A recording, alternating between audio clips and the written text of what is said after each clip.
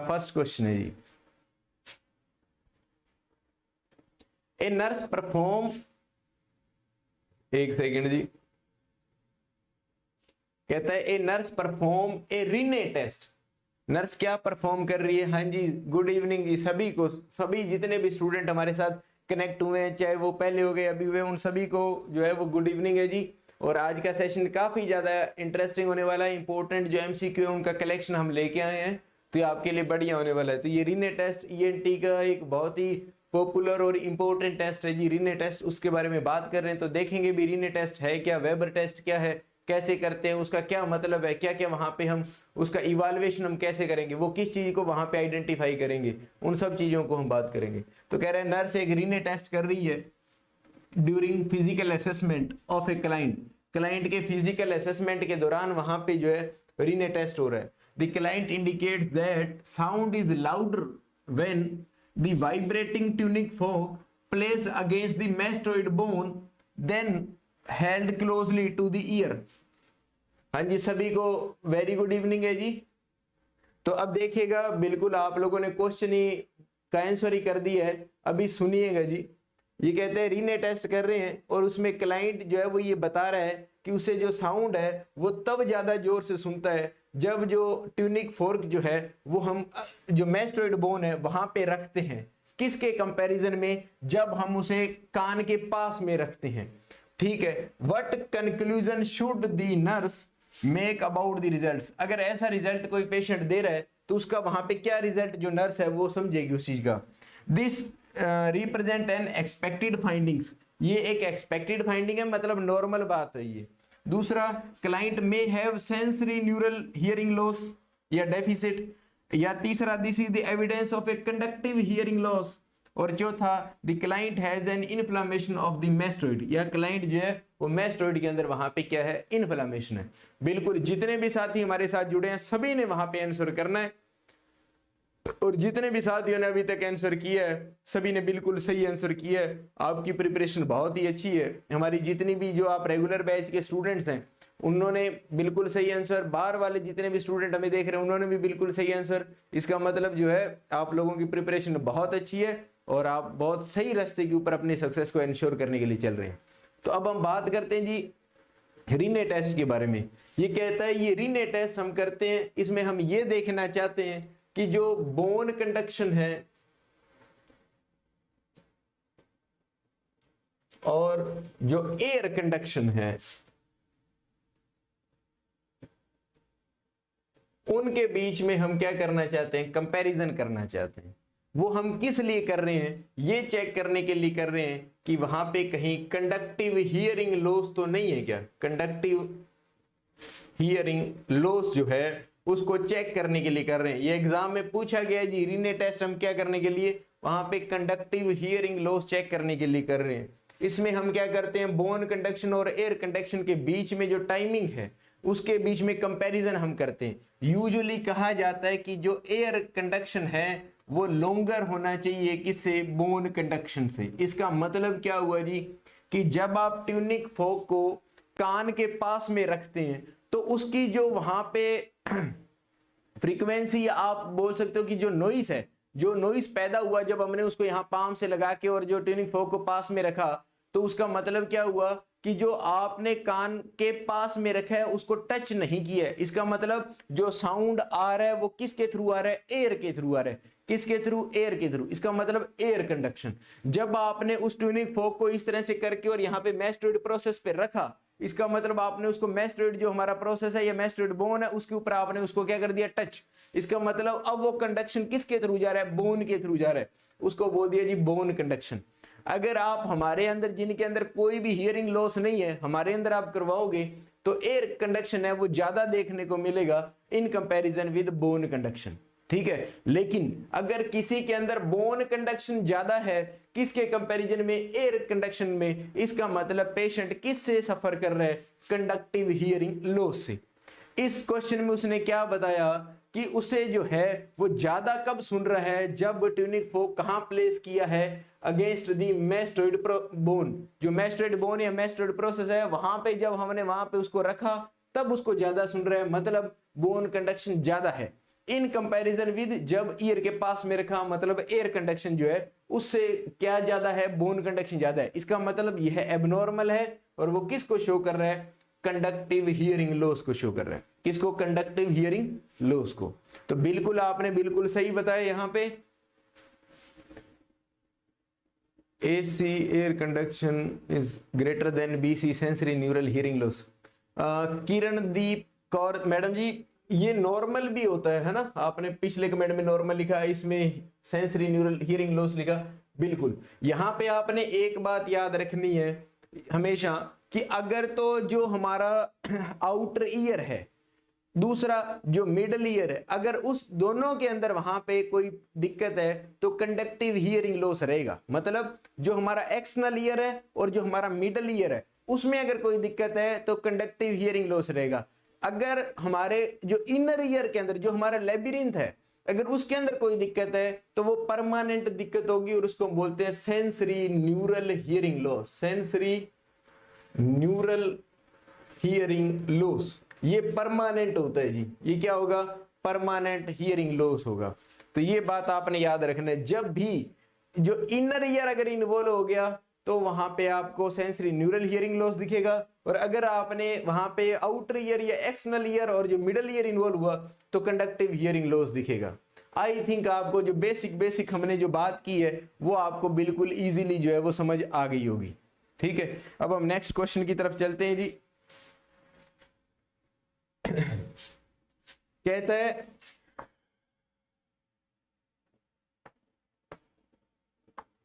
A client is schedule for a labyrinthectomy. Labyrinth को हटा दिया हमने वहां पे, लेबिरिंथेक्टोमी कर दी। किसके लिए की, टू ट्रीट मेनियर सिंड्रोम। किसके लिए, जो मेनियर सिंड्रोम है उसको ट्रीट करने के लिए हमने वहां पे लेबिरिंथेक्टोमी कर दी। व्हाट एक्सपेक्टेड आउटकम, वहां पे क्या रिजल्ट जो है वो हम उम्मीद करेंगे कि ये प्रोसीजर होने के बाद में वहां पे पेशेंट में दिखेगा। तो ये कह रहा है प्री ऑपरेटिव टीचिंग। हमने जब पेशेंट में लेबिरिंथेक्टोमी करना है उससे पहले, जब ओटी से पहले हम पेशेंट के अंदर प्री ऑपरेटिव टीचिंग करेंगे तो वहां पे हम कौन सी बात को इन्वॉल्व करेंगे, एब्सेंस ऑफ पेन। उसको हम ये बोलेंगे कि जब तेरा लेबिरिंथेक्टोमी हो जाएगा उसके बाद में तेरे को पेन नहीं होगा, या डिक्रीज सिरुमन, या जो कान के अंदर जो सिरुमन आता है वो डिक्रीज हो जाएगा, या loss of sense of smell, या उसकी सेंस ऑफ स्मेल है वो लॉस हो जाएगी, या परमानेंट इरिवर्सिबल डीफनेस आपको पोस्ट ऑप में देखने को मिलेगी। मतलब हम पेशेंट को प्री ऑप में टीचिंग दे रहे हैं कि ये लेबिरिंथेक्टोमी होने के बाद में वहां पे आपको क्या देखने को मिल सकता है, पेन वहां पे एब्सेंट रहेगा, या सिरुमन वहां पे डिक्रीज हो जाएगा, या loss of sense of smell, या ओल्फैक्टरी जो नर्व है उसके अंदर कोई डैमेज हो जाएगा और जिससे स्मेल का सेंसेशन जा सकता है, या परमानेंट इरिवर्सिबल मतलब जिसको चेंज नहीं किया जा सकता वो वहां पे आपको डीफनेस आ जाएगी, परमानेंट डीफनेस। तो बिल्कुल सारों ने आंसर किया है और जिन्होंने जो बच गए हैं वो भी फटाफट से आंसर करिएगा जी। तो जिन्होंने अभी आंसर नहीं किया वो फटाफट से आंसर करिएगा, फिर हम बात करते हैं जी इसके ऊपर फटाफट से ही। हाँ जी अमन गिल जी, आपको भी वेरी गुड इवनिंग और आपको भी हैव ए नाइस इवनिंग जी। बस आप टाइमिंग का ध्यान रखा करें, जब क्लास स्टार्ट हो, हमारी क्लास फिक्स है वो 4 से 6 जो है वो हमारे रहेगा, उसमें कोई 5-7 मिनट जो है वो ऊपर हो सकता है, उतना हम जो है 6 बजे से ऊपर कर देते हैं।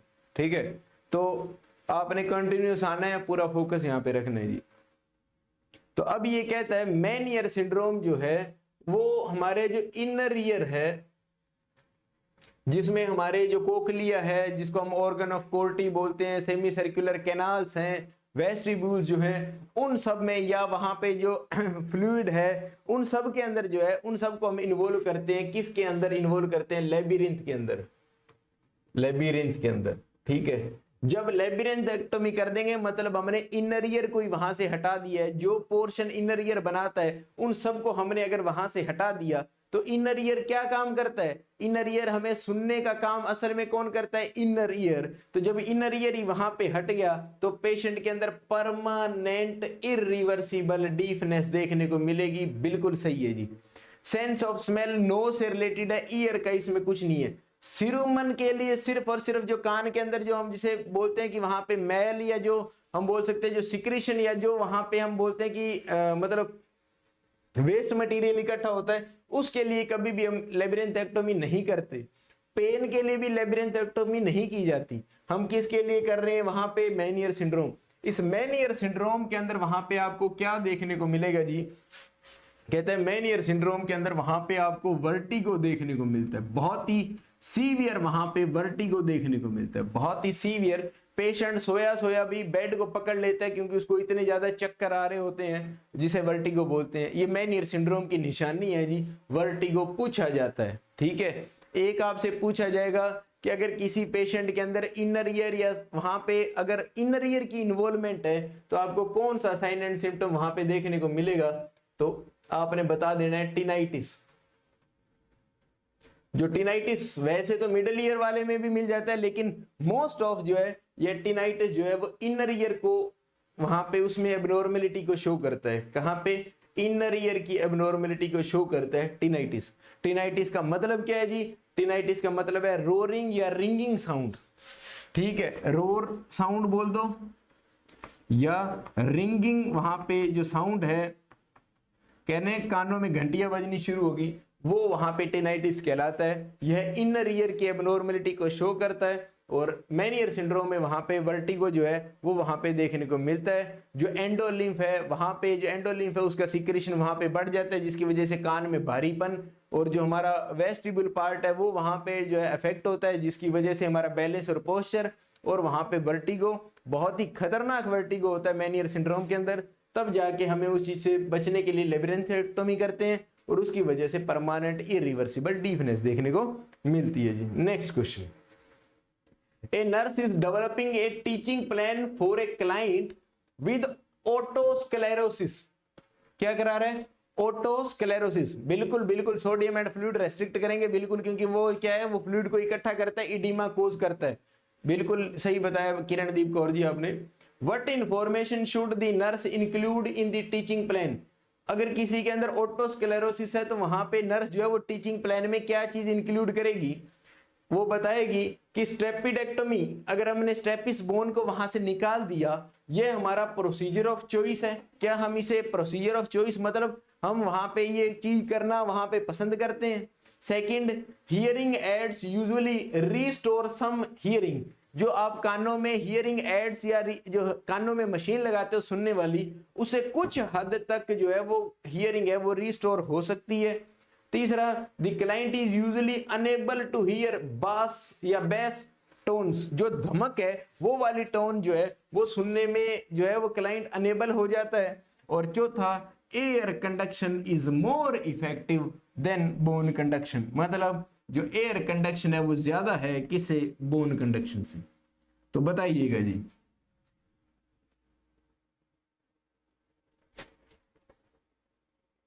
सारों ने आंसर करना है जी।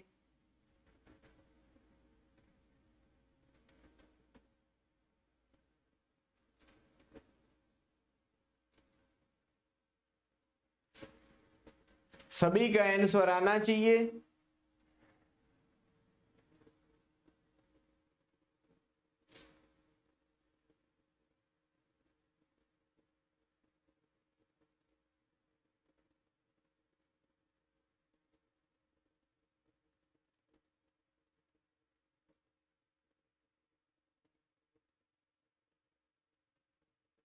बिल्कुल, जितने भी साथी देख रहे हैं इस वक्त, अप्रोक्सीमेटली जो है वो सारे जने जो है वो आंसर यहाँ पे करिएगा।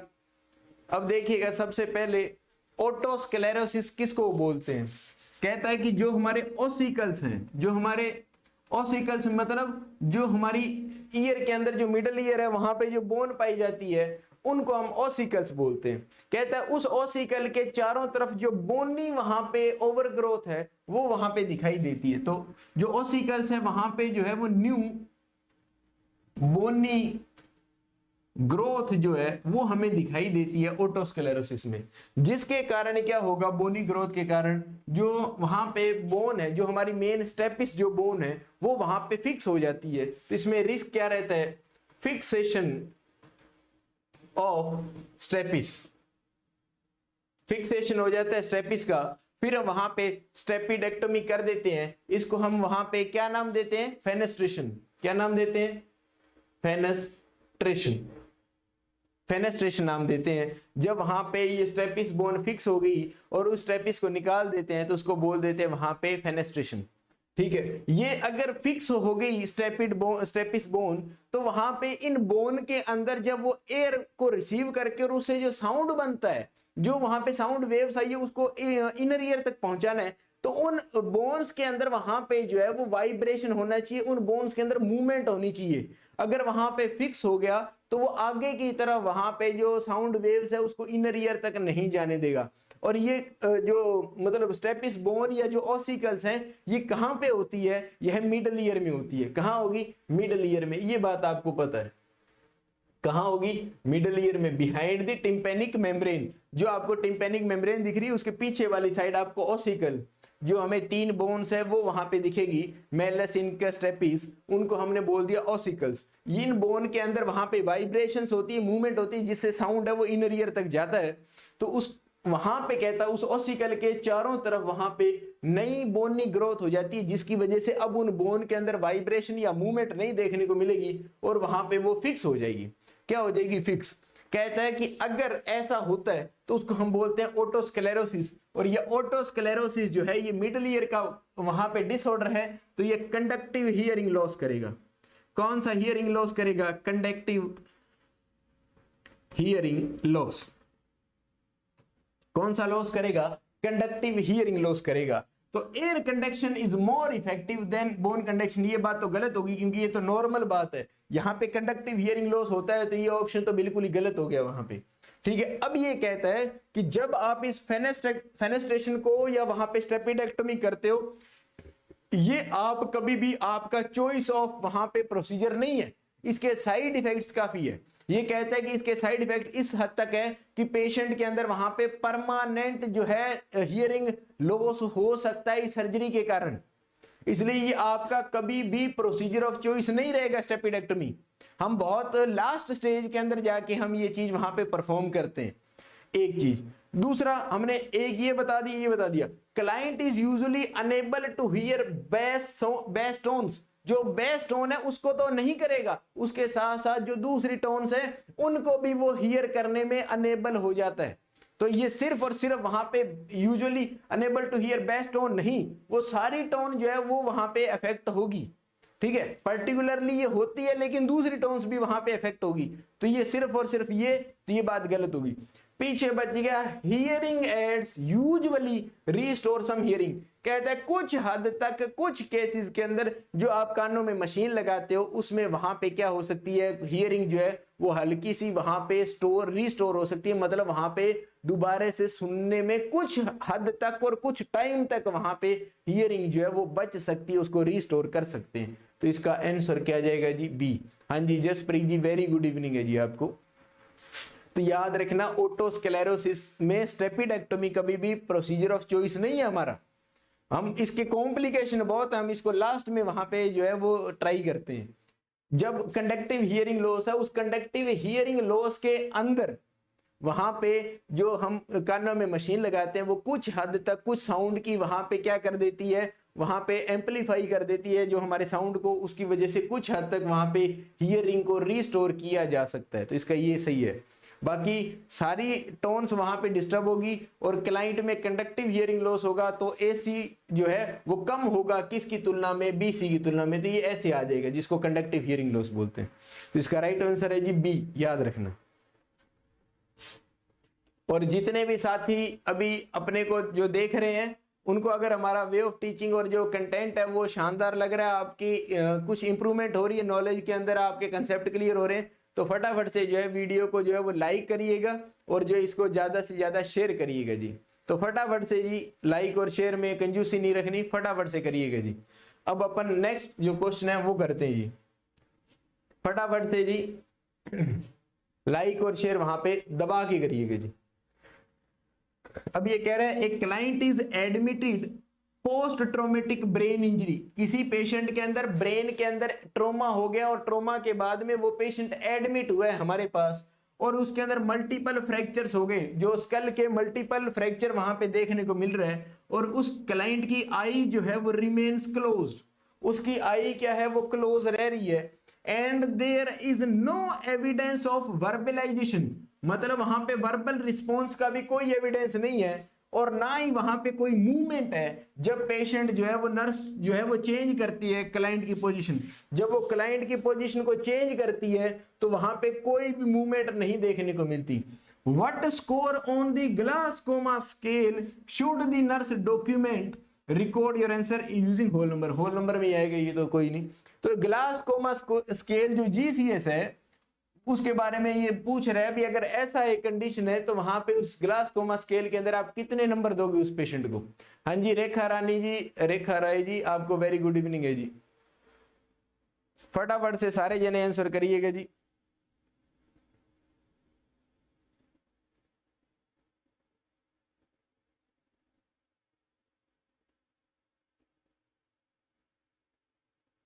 फटाफट से जितने भी स्टूडेंट देख रहे हैं फटाफट से आंसर करिएगा।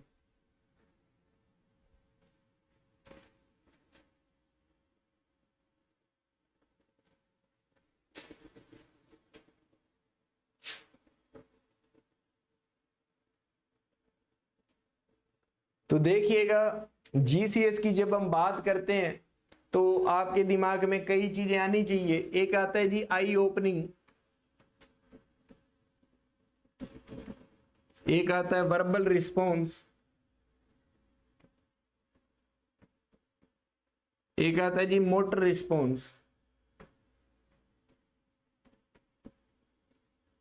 ये तीन रिस्पॉन्स हमें वहां पे देखने को मिलते हैं जब हम ग्लासकोमा स्केल की वहां पे बात करते हैं।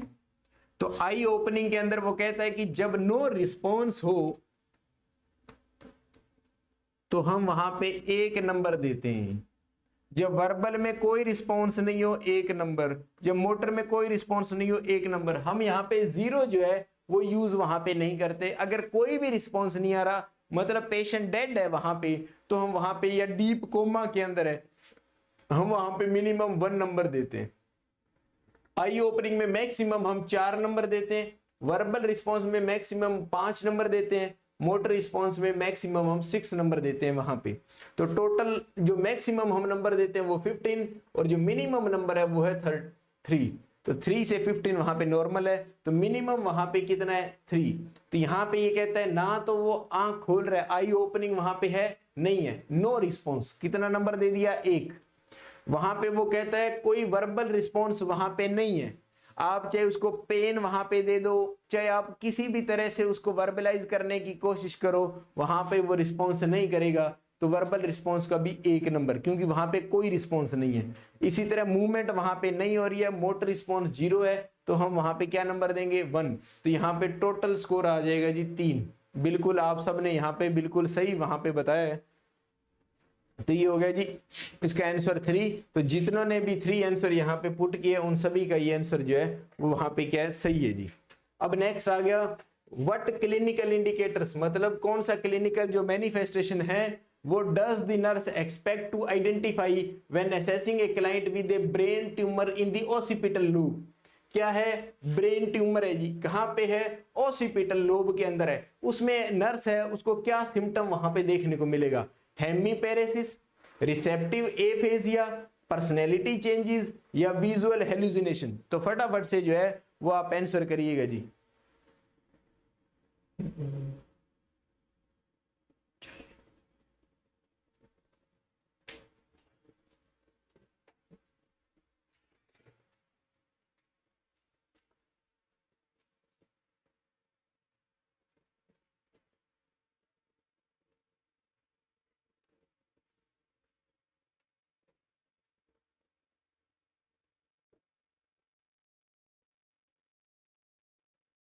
अब देखिएगा जी सिंपल, वो पूछ रहे क्लिनिकल मैनिफेस्टेशन, पहली बात। दूसरी बात कि वो किस पेशेंट में जिसमें क्या है ब्रेन ट्यूमर, और वो ब्रेन ट्यूमर है कहां पे, ओसिपिटल लोब में। इसका मतलब अब हमने ये देखना है कि ओसिपिटल लोब जो है उसके अंदर अगर ब्रेन ट्यूमर है तो उस ब्रेन ट्यूमर के कारण जो ओसिपिटल लोब है वहां पे जो सेंटर पाया जाएगा उसके अंदर वहां कोई ना कोई दिक्कत आएगी। क्योंकि उसने पर्टिकुलर ओसिपिटल लोब का बोला है, तो ओसिपिटल लोब में हमें पता होना चाहिए भी वहां पे कौन सा सेंटर है। तो ये कहता है ओसिपिटल लोब में जब हम देखते हैं तो हमें वहां पे प्राइमरी विजुअल एरिया भी मिलता है, उसके अलावा वहां पे विजुअल एसोसिएशन एरिया भी वहां पे मिलते हैं, कई विजुअल एसोसिएशन एरियाज। तो इसका मतलब जो विजुअल वहां पे प्रॉब्लम है वो हमें देखने को मिलेगी जब ओसिपिटल लोब में कोई ट्यूमर होगा। तो अब देखिएगा विजुअल प्रॉब्लम हेमीपेरेसिस नहीं, ये मूवमेंट से रिलेटेड पैरालिसिस ये फ्रंटल लोब के कारण हो सकता है वहां पे। रिसेप्टिव एफेजिया ये वर्निक्स एनसेफेलोपैथी जिसको हम बोलते हैं सॉरी उसको हम वर्निक्स एरिया जिस तरह बोल देते हैं, वर्निक्स एरिया। ये वर्निक्स एरिया जो है ये टेम्पोरल लोब के अंदर और हल्का सा पैराइटल लोब के अंदर होता है। तो अगर टेम्पोरल लोब में वहां पे दिक्कत होती तो हम वहां पे रिसेप्टिव एफेजिया वहां पे बोलते। पर्सनैलिटी चेंजेस जब होती जब वो फ्रंटल लोब को वो इन्वॉल्व कर लेता। अब लास्ट आ गया विजुअल, विजुअल से रिलेटेड है जी विजुअल हेल्यूसिनेशन। तो हमें ओसिपिटल लोब में अगर ट्यूमर हो गया तो विजुअल हेल्यूसिनेशन वहां पे देखने को मिल सकता है। तो बिल्कुल आप सबने बिल्कुल सही आंसर वहां पे किया है। Next, a client is to have a parotidectomy, मतलब जो हमारी पैरोटिड जो सलाइवरी ग्लैंड है, ये पैरोटिड जो हमारी लार्जेस्ट सलाइवरी ग्लैंड हमने बताया था वहां पे, तो उस सलाइवरी ग्लैंड से जो डक्ट निकलती है ये भी आपको बताया था स्टेनसन डक्ट। ठीक है, तो इस पैरोटिड ग्लैंड को निकाल देना, पैरोटिड एक्टमी या parotidectomy to remove a cancerous lesion. ये हमने पैरोटिड ग्लैंड को क्यों निकाला, क्योंकि हम वहां से एक कैंसरस लीजन जो वहां पे कैंसर का एक लीजन घाव था उसको निकालने के लिए हमने पैरोटिड ग्लैंड को निकाल दी। For which post operative complication that may be permanent should the nurse monitor, कि उस पेशेंट में जिसमें पैरोटिड ग्लैंड निकाल दी हमने उसमें ओटी के बाद में ये पैरोटिड ग्लैंड को निकालने के बाद में कौन सा कॉम्प्लिकेशन है जो वहां पे परमानेंट हो सकता है। पहला है ट्रैकियोस्टमी, दूसरा है फ्रे सिंड्रोम, तीसरा है एन इंक्रीज इन सलाइवेशन और चौथा है फेशियल नर्व डिसफंक्शन। बताइएगा जी।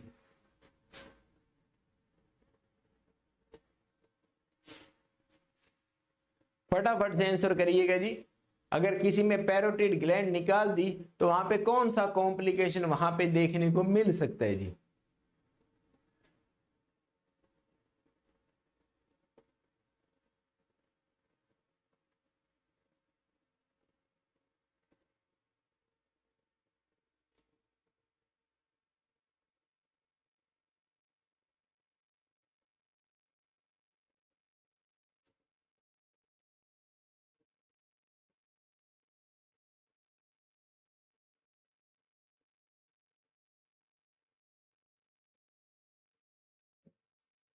सारे जने आंसर करिएगा जी फटाफट से।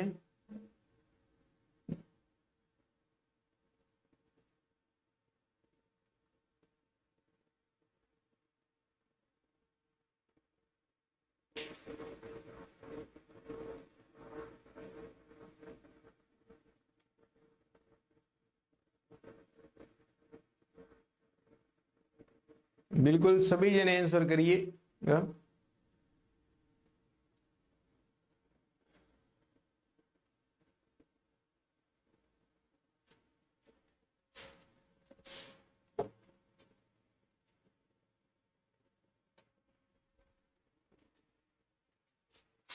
तो अब अपन देखते हैं जी, ये कहता है पैरोटिड ग्लैंड निकाली है, तो वो पैरोटिड ग्लैंड क्या है, सलाइवरी ग्लैंड है, तो ये निकाल दी। तो इंक्रीज इन सलाइवेशन तो नहीं हो सकता जी, ये तो हमें पहले ही पता लग गया कि सलाइवेशन तो क्या हो जाएगा, डिक्रीज हो जाएगा जी, एक चीज। दूसरा कहता है पैरोटिड ग्लैंड निकाली है तो उसका ट्रेकियोस्टमी करने का वहां पे हमें कोई भी सेंस नहीं है। पैरोटिड ग्लैंड जो हमारी ओरल कैविटी में है, ट्रेकियोस्टमी हम तब करते हैं जब हमारा अपर एयरवे ऑब्स्ट्रक्ट हो जाए, कोई लैरिंग्स के अंदर दिक्कत आ जाए, लैरिंजियल एडिमा हो जाए, लैरिंजियल नर्व डैमेज हो जाए, उस वजह से हम वहां पे करते हैं। तो ट्रेकियोस्टमी भी यहाँ पे कोई इसका सेंस नहीं बनेगा जी। अब बात आ गई फ्रे सिंड्रोम और फेशियल नर्व डिसफंक्शन। फ्रे सिंड्रोम वो कहता है कि जब पैरोटिड ग्लैंड है उसके अंदर जब कोई इंफेक्शन हो जाए, क्या हो जाए, इन्फेक्शन, और वहां पे उससे पस वगैरह निकलने लग जाए, उसको हम बोलते हैं सुप्यूरेशन। सुप्यूरेशन ऑफ वूंड। वूंड कहां है? From parotid gland. जो पैरोटिड ग्लैंड है, पैरोटिड ग्लैंड में जो वूंड है उससे पस निकलने लग जाए, इन्फेक्शन हो, और उस इन्फेक्शन के बाद में वहां से क्या निकलने लग जाए? पस। तो उसको हम बोलते हैं फ्रे सिंड्रोम। क्या बोलते हैं? फ्रे सिंड्रोम। तो जब हमने पैरोटिड ग्लैंड को ही निकाल दी तो पैरोटिड ग्लैंड के अंदर इन्फेक्शन कैसे होगा? जब हमने पैरोटिड ग्लैंड ही निकाली, हमने तो बोला पैरोटिड ग्लैंड के अंदर इन्फेक्शन हो जाता है, और उस इन्फेक्शन से वहां पे सुपुरेशन का मतलब होता है लीक होना या वहां से निकलना। ठीक है, तो वहां से निकलना, ड्रेन होना या लीक होना किसका? वहां पे पस का। तो सुपुरेशन ऑफ वुंड का मतलब है कि वहां पे पस का लीक होना, उसको हम सुपुरेशन बोलते हैं। तो यहाँ पे फ्रे सिंड्रोम के अंदर तो हमें पैरोटिड ग्लैंड में इन्फेक्शन और वहां से पस निकलती हुई दिखेगी। बात समझ में आई? तो यहाँ पे तो जब पैरोटिड ग्लैंड निकाल दी तो इन्फेक्शन किस में होगा और क्यों वहां पे पस निकलेगी? जब वो ऑर्गन ही वहां पे स्ट्रक्चर ही नहीं रही, तो फ्रे सिंड्रोम भी गलत हो गया। अब बात आई फेशियल नर्व डिसफंक्शन। बिल्कुल फेशियल नर्व, क्योंकि हमें पता है फेशियल जो नर्व है वो हमारी फेस की मसल्स को वहां पे क्या करती है? सप्लाई।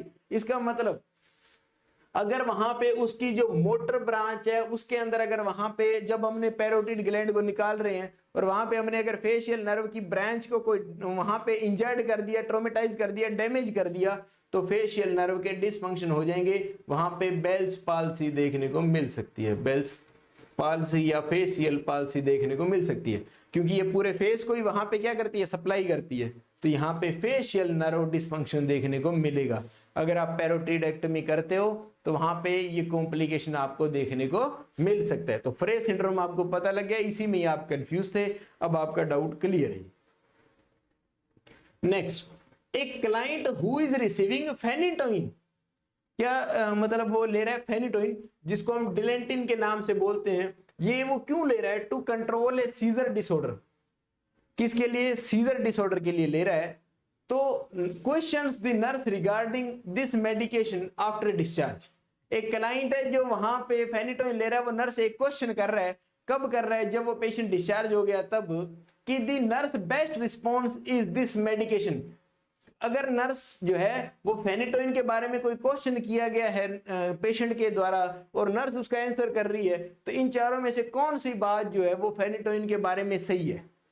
कि ये फेनिटोइन है वो पूरी जिंदगी भर चलेगा, या ये फेनिटोइन है ये अकरेंस ऑफ सीजर को रोकता है।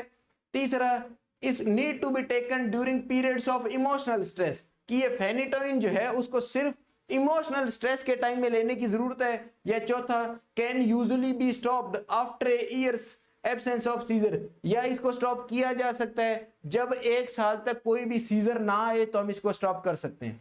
तो क्या वहां पे जो है इसका नर्स के द्वारा कही हुई बात सही है इनमें से?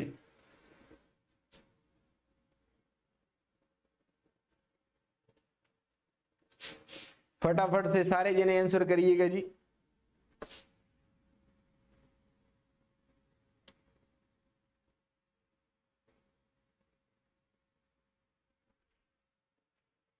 हाँ जी गीता रानी जी, गुड इवनिंग। बहुत लेट आए हो आप, 1 घंटा लेट हो कम से कम, तो थोड़ा सा आप जल्दी आइएगा। कई क्वेश्चन जो है वो अपने डिस्कशन हो रहे थे वो रह गए। तो अब हम बात कर रहे हैं फेनिटोइन। आपको अगर याद हो जो हमने क्लास में बताया था, एंटी कन्वल्जेंट ये जो है ड्रग है फेनिटोइन। इसके अलावा हमने आपको इसको एप्टोइन के नाम से भी ये ड्रग जो है वो मार्केट के अंदर आती है, एप्टोइन। इसके अलावा सोडियम वेलप्रोइट आता है।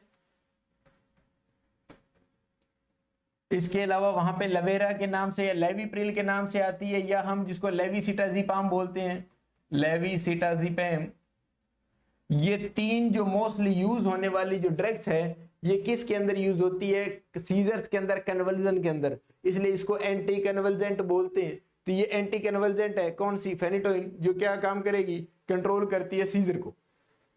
तो पेशेंट ने कोई क्वेश्चन पूछा, नर्स ने वहां पे जवाब दिया, तो इन चारों में से कौन सा जवाब सही है?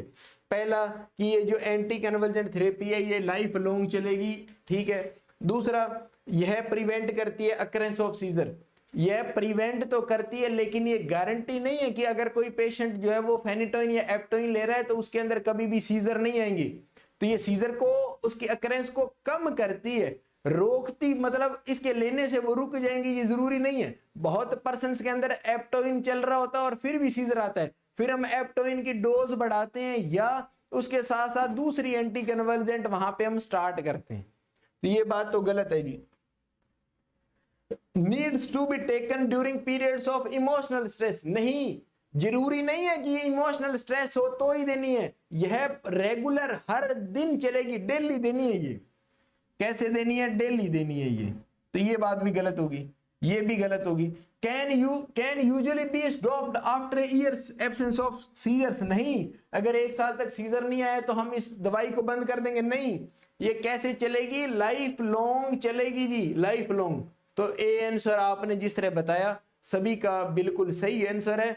एंटी सीजर जितनी भी एंटी कन्वर्जेंट ड्रग है वो लाइफ लॉन्ग चलेगी, उसको आप बंद नहीं कर सकते, याद रखना। Next, a client with a history of seizures is admitted with a partial occlusion of left common carotid artery। एक पेशेंट है जिसकी हिस्ट्री है सीजर्स की और वो अब एडमिट क्यों हुआ है कि उसकी जो कैरोटिड आर्टरी है उसके अंदर वहां पे ओक्लूजन आ गया, ऑब्स्ट्रक्शन आ गया, उसकी वजह से। Client has been taking phenytoin for 10 years। Client पिछले 10 साल से फेनिटोइन वहां पे ले रहा है। When planning care for this patient, what should the nurse do first? सबसे पहले नर्स वहां पे क्या करेगी? क्लाइंट में क्या है? हिस्ट्री ऑफ सीजर्स है, तो अब वहां पे नर्स सबसे पहले क्या करेगी? Place N airway and restraints, वहां पे उस पेशेंट को बांधने के लिए वहां पे रिस्ट्रेंट रखेगी बेड साइड पे।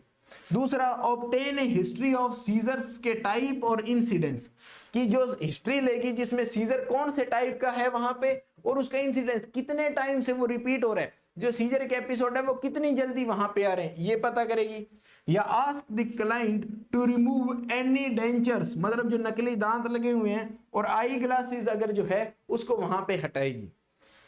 चौथा, observe the client for increase restlessness and agitation, और दूसरा वो कह रहा है कि वहां पे पेशेंट एजिटेटेड मतलब एक्साइटेड, मतलब बहुत ज्यादा एनर्जेटिक सा या एक्साइटेड सा वहां पे दिख रहा है या वो रेस्टलेस बेचैन दिख रहा है, उसको ऑब्जर्व करेगी। सबसे पहले नर्स क्या करेगी? अगर कोई पेशेंट है जिसमें 10 सालों से वहां पे क्या चल रही है, एप्टोइन या वहां पे आप बोल सकते हो फेनिटोइन, इसका मतलब उस पेशेंट में कितने सालों से वहां पे सीजर की हिस्ट्री है?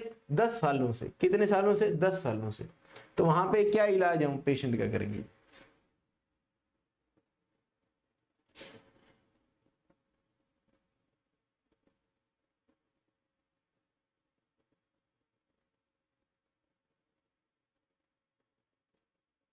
फटाफट से आंसर करिएगा और सारे जने आंसर करिएगा।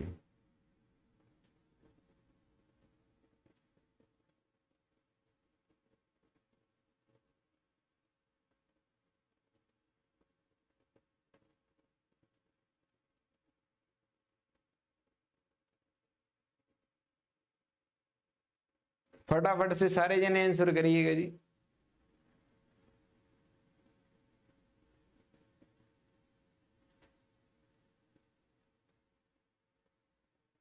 अब देखिएगा, आप कंफ्यूज हो गए हैं इस क्वेश्चन में, अब आपका कंफ्यूजन जो है वो दूर करते हैं अपन। देखिएगा, पेशेंट में हिस्ट्री है सीजर की पिछले 10 सालों से, क्योंकि 10 सालों से वो क्या ले रहा है? फेनिटोइन वहां पे पेशेंट ले रहा है। अब ये चीज आपको सिर्फ और सिर्फ कंफ्यूज करने के लिए लिखी है कि वहां पे लेफ्ट कॉमन कैरोटिड आर्टरी में वहां पे ओक्लूजन है, कोई मतलब नहीं है इस चीज का। वो सिर्फ और कह रहा है हिस्ट्री है सीजर की, 10 सालों से वो दवाई ले रहा है। ऐसे पेशेंट जिनमें हिस्ट्री और सीजर्स की, वहां पे नर्स पहला काम क्या करेगी? बिल्कुल सिंपल सा क्वेश्चन है। प्लेस एन एयरवे, बिल्कुल एयरवे प्लेस कर सकती है, लेकिन रीस्ट्रेन वहां पे यूज नहीं करेगी जी। रीस्ट्रेन किसी भी सीजर वाले पेशेंट में यूज नहीं करना, तो रीस्ट्रेन हम नहीं करेंगे। तो पहला ऑप्शन हमारा गलत हो गया जी। अब आया second option, obtain a history of seizure type and incidence.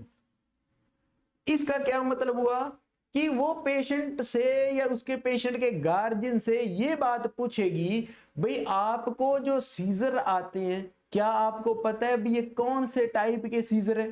भी जनरलाइज सीजर है, जनरलाइज में भी टोनिक क्लोनिक सीजर है, पार्शियल सीजर है, या सिंपल पार्शियल है, या कॉम्प्लेक्स पार्शियल है, मायोटोनिक सीजर है वहां पे, या वहां पे वो जो है जिस तरह बच्चों के अंदर वहां पे एब्सेंट सीजर है वो देखने को मिलता है, या एटोनिक या एकाइनेटिक सीजर्स है। कौन से टाइप के सीजर है, ये क्यों जरूरी है? क्योंकि अगर वहां पे कोई एटोनिक या एकाइनेटिक सीजर है या वहां पे मायोटोनिक सीजर है तो उन पेशेंटों के अंदर मसल टोन जीरो हो जाती है, पेशेंट सिर के बल अचानक से गिर पड़ते हैं। उन पेशेंटों के अंदर हमें हेलमेट वगैरह रखना पड़ेगा, हेड इंजरी से बचना पड़ेगा। एक चीज, अगर वहां पे कोई भी जो मतलब टोनिक क्लोनिक सीजर है तो हमें यह पता होगा कि उस पेशेंट के अंदर ओरा आएगी। हम उससे पूछते हैं कि आपको कोई ओरा वगैरह तो नहीं आ रही है, तो हमें उसका जब सीजर का टाइप पता करना इसलिए जरूरी है, हम उस हिसाब से सेफ्टी वहां पे रखेंगे। इंसिडेंस इसलिए जरूरी है, हमें यह पता लगेगा भाई उस पेशेंट में कितने टाइम में सीजर का एपिसोड है वो रिपीट हो रहा है, इसलिए ये ऑप्शन वहां पे इंपॉर्टेंट है। नेक्स्ट देखते हैं, ask the client to remove any dentures and eye glasses.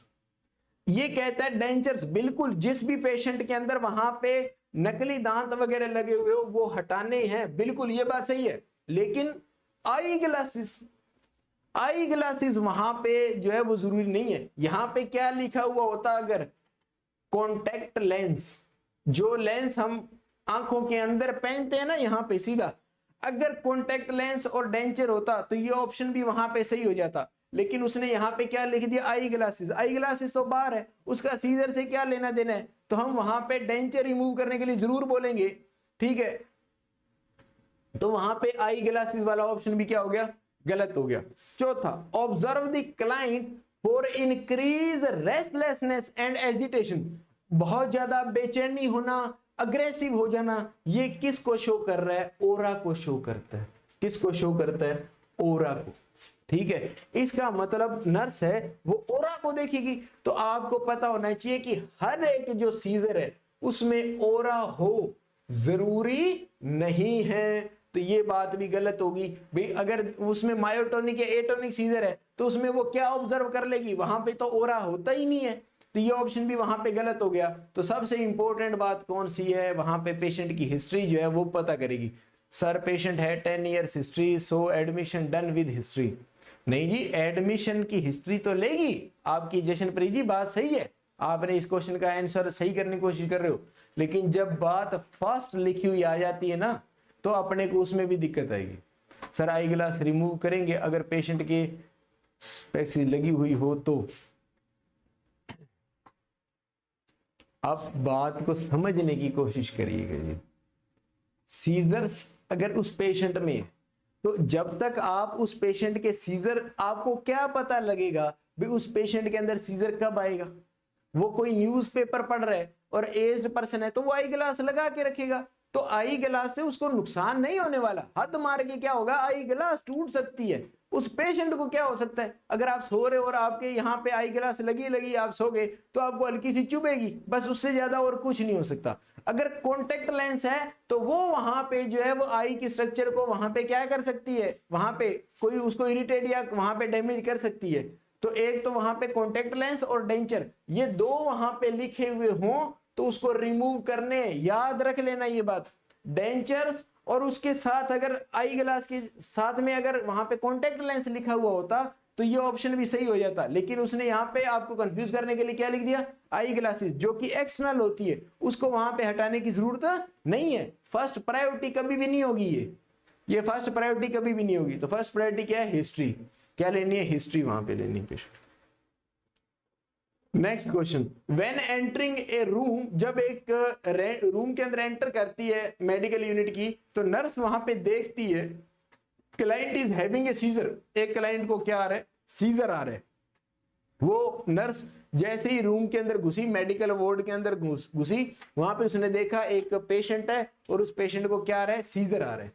What should the nurse do, क्या करेगी, किसके साथ में, in addition to protecting the client from self injury, वहां पे उसने सेफ्टी तो एंश्योर वहां पे कर दी है, सेफ्टी उसने क्या कर दी है, एंश्योर कर दी है। अब दूसरा काम वहां पे नर्स क्या करेगी, insert and oral airway, oral airway को इंसर्ट करेगी, या मॉनिटर द सीजर एक्टिविटी, या वो सीजर एक्टिविटी को मॉनिटर करेगी, या turn the client on the left side, या क्लाइंट को लेफ्ट साइड में टर्न कर देगी, या begin oxygen by mask at 8 litre per minute, या 8 लीटर के ऊपर ऑक्सीजन है वो मास्क के द्वारा वहां पे चला देगी। तो फटाफट से बताइएगा जी।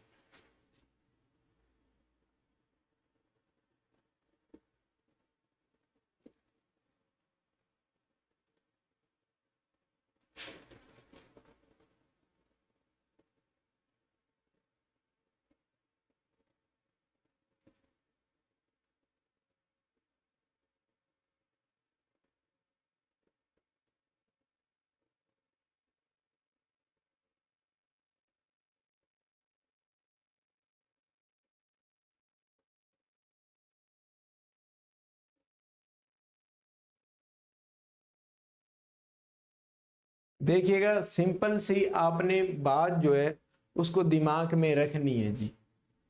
देखिएगा,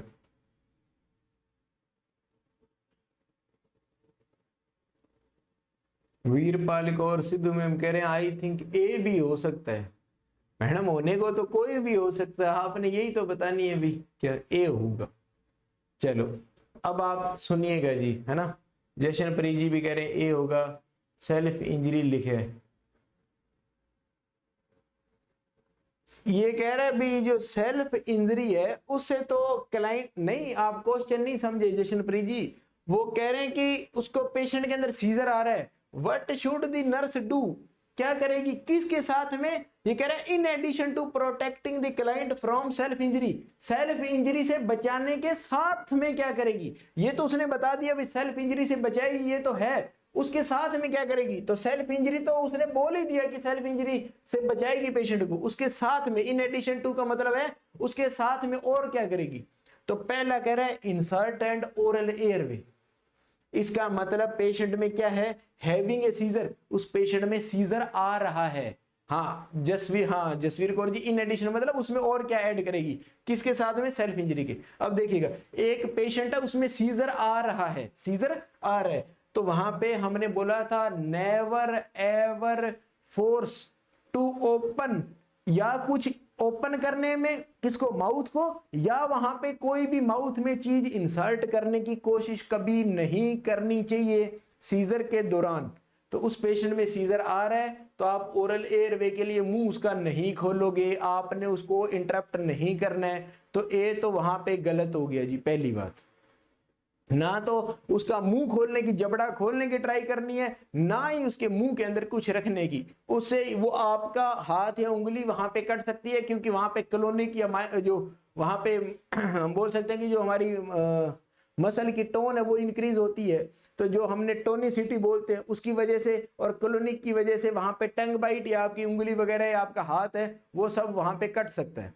तो इसलिए वहां पे आपने कोशिश नहीं करनी, ठीक है। दूसरा, मॉनिटर द सीजर एक्टिविटी, इसका क्या मतलब है, कहता है कि हमने ये देखना है उस पेशेंट के अंदर सीजर जो आ रहा है वो कैसे आ रहा है, वहां पे टोनिसिटी बढ़ रही है क्या, इस तरह से हाथ जो है वो जकड़ रहे हैं क्या, पूरा शरीर जकड़ रहा है क्या, वहां पे जैरिंग मतलब जो हमें वहां पे इस तरह से झटके टाइप इस तरह से वहां पे लग रहा है क्या।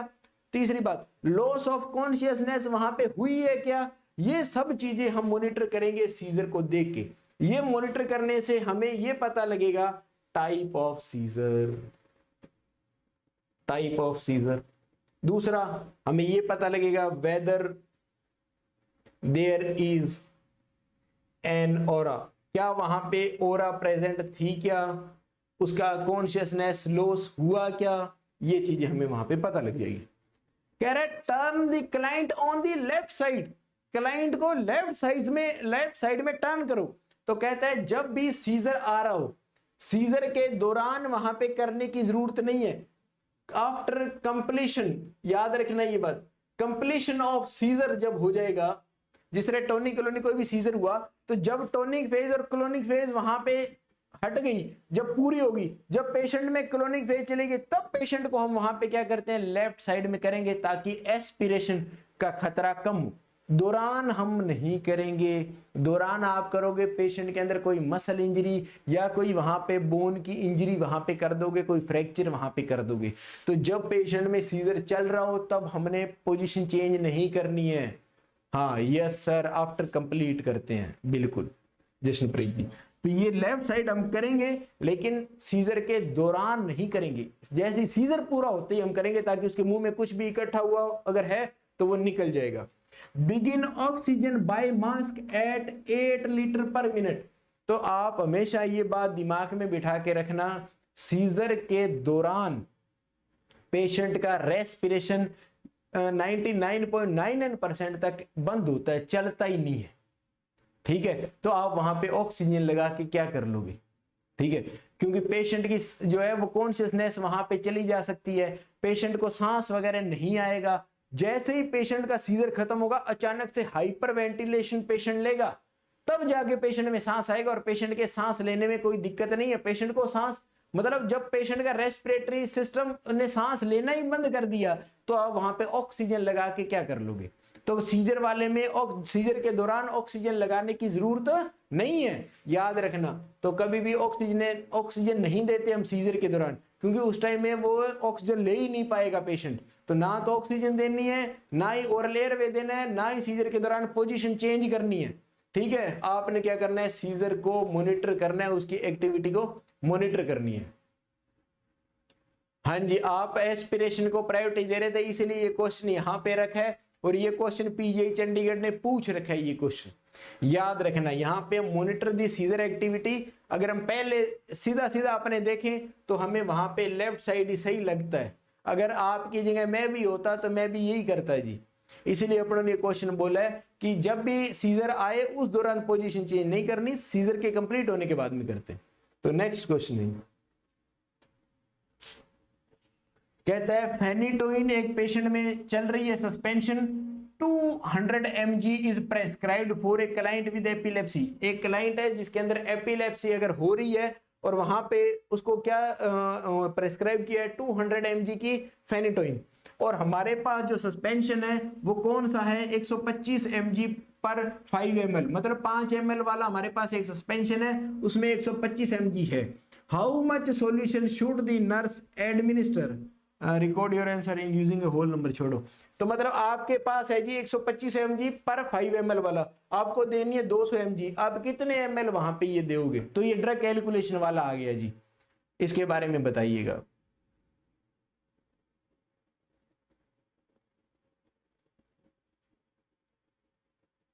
फटाफट से इसका आंसर बताइएगा जी।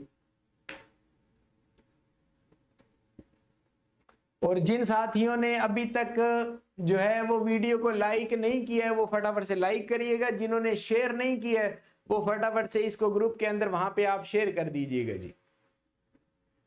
बिल्कुल मेरी बात को हल्का सा आप सीरियसली लीजिएगा। आपने वीडियो को अगर लाइक नहीं किया तो फटाफट से लाइक करिएगा, जिन्होंने शेयर नहीं किया वो फटाफट से शेयर करिएगा जी। आपके लिए कंटेंट लेके आ रहे हैं तो आपकी भी कुछ रिस्पॉन्सिबिलिटी है कि आप वहां पे जो है हमारी हेल्प करिएगा।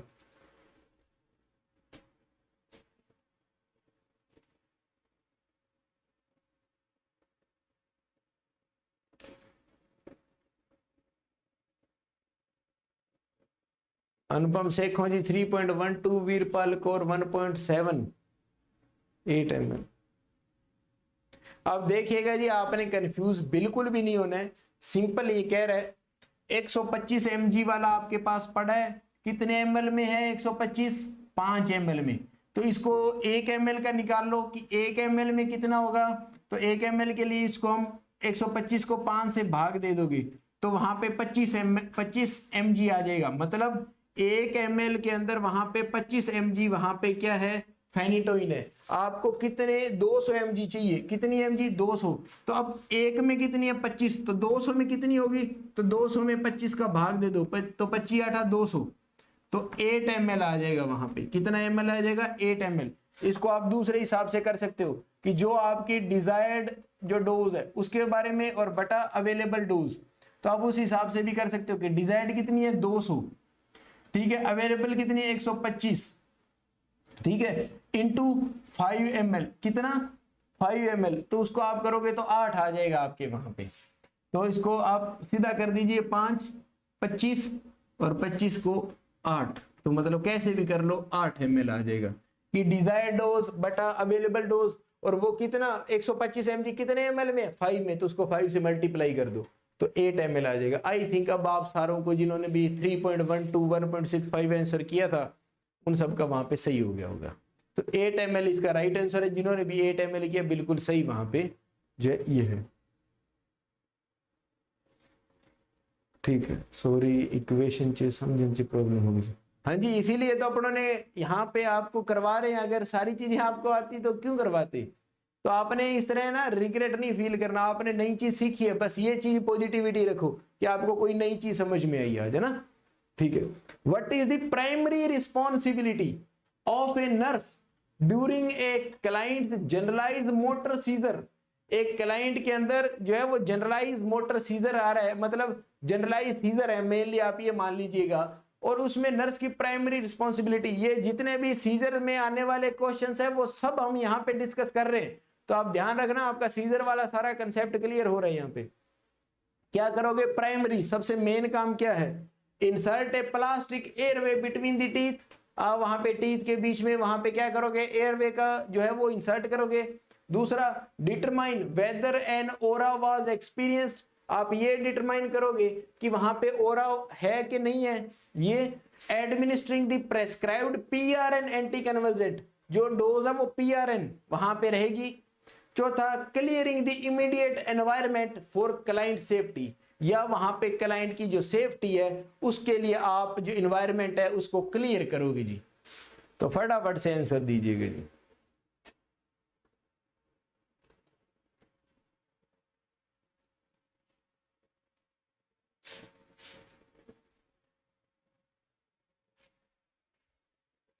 फटाफट से सारे जने आंसर करिएगा जी, आलस नहीं करना भी, आंसर सभी ने करना है वहां पे।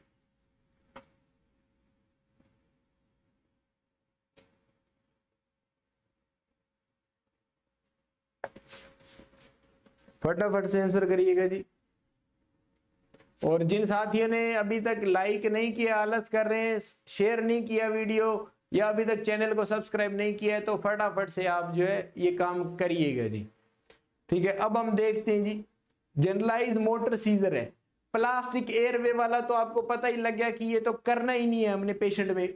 Determine whether an aura was experienced, ये जरूरी नहीं है कि ओरा वहां पे हो, ओरा सिर्फ और सिर्फ टोनिक क्लोनिक सीजर के अंदर वहां पे यूजुअली देखने को मिलता है। तीसरा, administer prescribed PRN anticonvulsant, जो वहां पे जो प्री हमने वो इसको बोलते हैं कि प्री रीनेटा, जो हम ये इटालियन सॉरी लेटिन वर्ड है ये पीआरएन। पीआरएन का मतलब होता है जब जरूरत हो तब, इसको हम एसओएस भी लिखते हैं कि जब वहां पे सरकमस्टेंसेस जो है वो बोले भी, मतलब जब सीजर आए तब हमने वहां पे जो है वो एंटी कन्वल्जेंट देनी होती है। नहीं, हमने रेगुलर बेस पे देनी है, ऐसा जरूरी नहीं है कि सीजर आएंगे तभी देंगे, हमने वहां पे एंटी कन्वल्जेंट है वो देनी होती है। लास्ट आ गया, इमीडिएट एनवायरमेंट प्रोवाइड करना है, क्लियर करके, किसके लिए, क्लाइंट सेफ्टी। और जब भी सेफ्टी की बात आएगी, safety is our first prime priority. जब भी सेफ्टी की बात आ जाए सारी चीजें पीछे छूट जाती है, मेन काम क्या आ जाएगा, सेफ्टी। तो यहाँ पे safety is the right answer. ठीक है, तो ये आप सब ने वहां पे राइट आंसर खुद नहीं कर दिया वहां पे। अभी नेक्स्ट क्वेश्चन है जी, प्रैक्टिकल एस्पेक्ट का क्वेश्चन है, आपके दिमाग में भी ये क्वेश्चन आ सकता है। A client who has a history of seizures is scheduled for an arteriogram at 10 AM। एक क्लाइंट है, उसको सीजर की हिस्ट्री है वहां पे कि सीजर आते हैं, उसके कोई आर्टीरियोग्राम वहां पे करना है, एक प्रोसीजर करना है, हमें नहीं पता क्या करना है, हमें इसकी कोई चिंता नहीं है, ये इससे रिलेटेड भी नहीं है। And is to have nothing by mouth, उसको एनपीओ कर दिया है डॉक्टर ने। बिफोर दी टेस्ट, उस टेस्ट से पहले पेशेंट को क्या कर दिया है, एनपीओ। आर्टीरियोग्राम में हम डाई डालेंगे, इसलिए हमने वहां पे पेशेंट को एनपीओ कर दिया है ताकि एस्पिरेशन वगैरह का खतरा वहां पे ना रहे। Client is scheduled to receive an anticonvulsant medication at 9 AM। कहता है 10 बजे तो वहां पे आर्टीरियोग्राम होना है। ठीक है, इसलिए हमने पेशेंट को बोल दिया कि सुबह 6 बजे के बाद में तूने कुछ नहीं लेना, लेकिन कहता है 9 बजे वहां पे एंटी कन्वल्जेंट दवाई देने का टाइम है। What should the nurse do, अब नर्स क्या करेगी वहां पे, ओमिट, ओमिट का मतलब होता है एस्केप, छोड़ देगी, मतलब रहने देगी कि 9 AM वाली डोज जो है उसको नहीं देगी, वहां पे ओमिट कर देगी। या give the same dose of the drug रेक्टली, या वो पर रेक्टम से वो डोज वहां पे दे देगी। तीसरा, administer the drug with 30 ml of water at 9 AM, वो कहेगी कुछ नहीं होता, सीजर वाली जो दवाई है वो ज्यादा जरूरी है वहां पे, तो मैं फटाफट से इसको 30 ml वाटर के साथ जो है वो दे देती हूँ। चौथा, ask the health care provider if the drug can be given IV, वो हेल्थ केयर प्रोवाइडर से पूछ सकती है कि वहां पे ये ड्रग जो है ये हमें देनी है, क्या मैं इसको वहां पे IV रूट से दे दूं क्या, तो बताइएगा जी।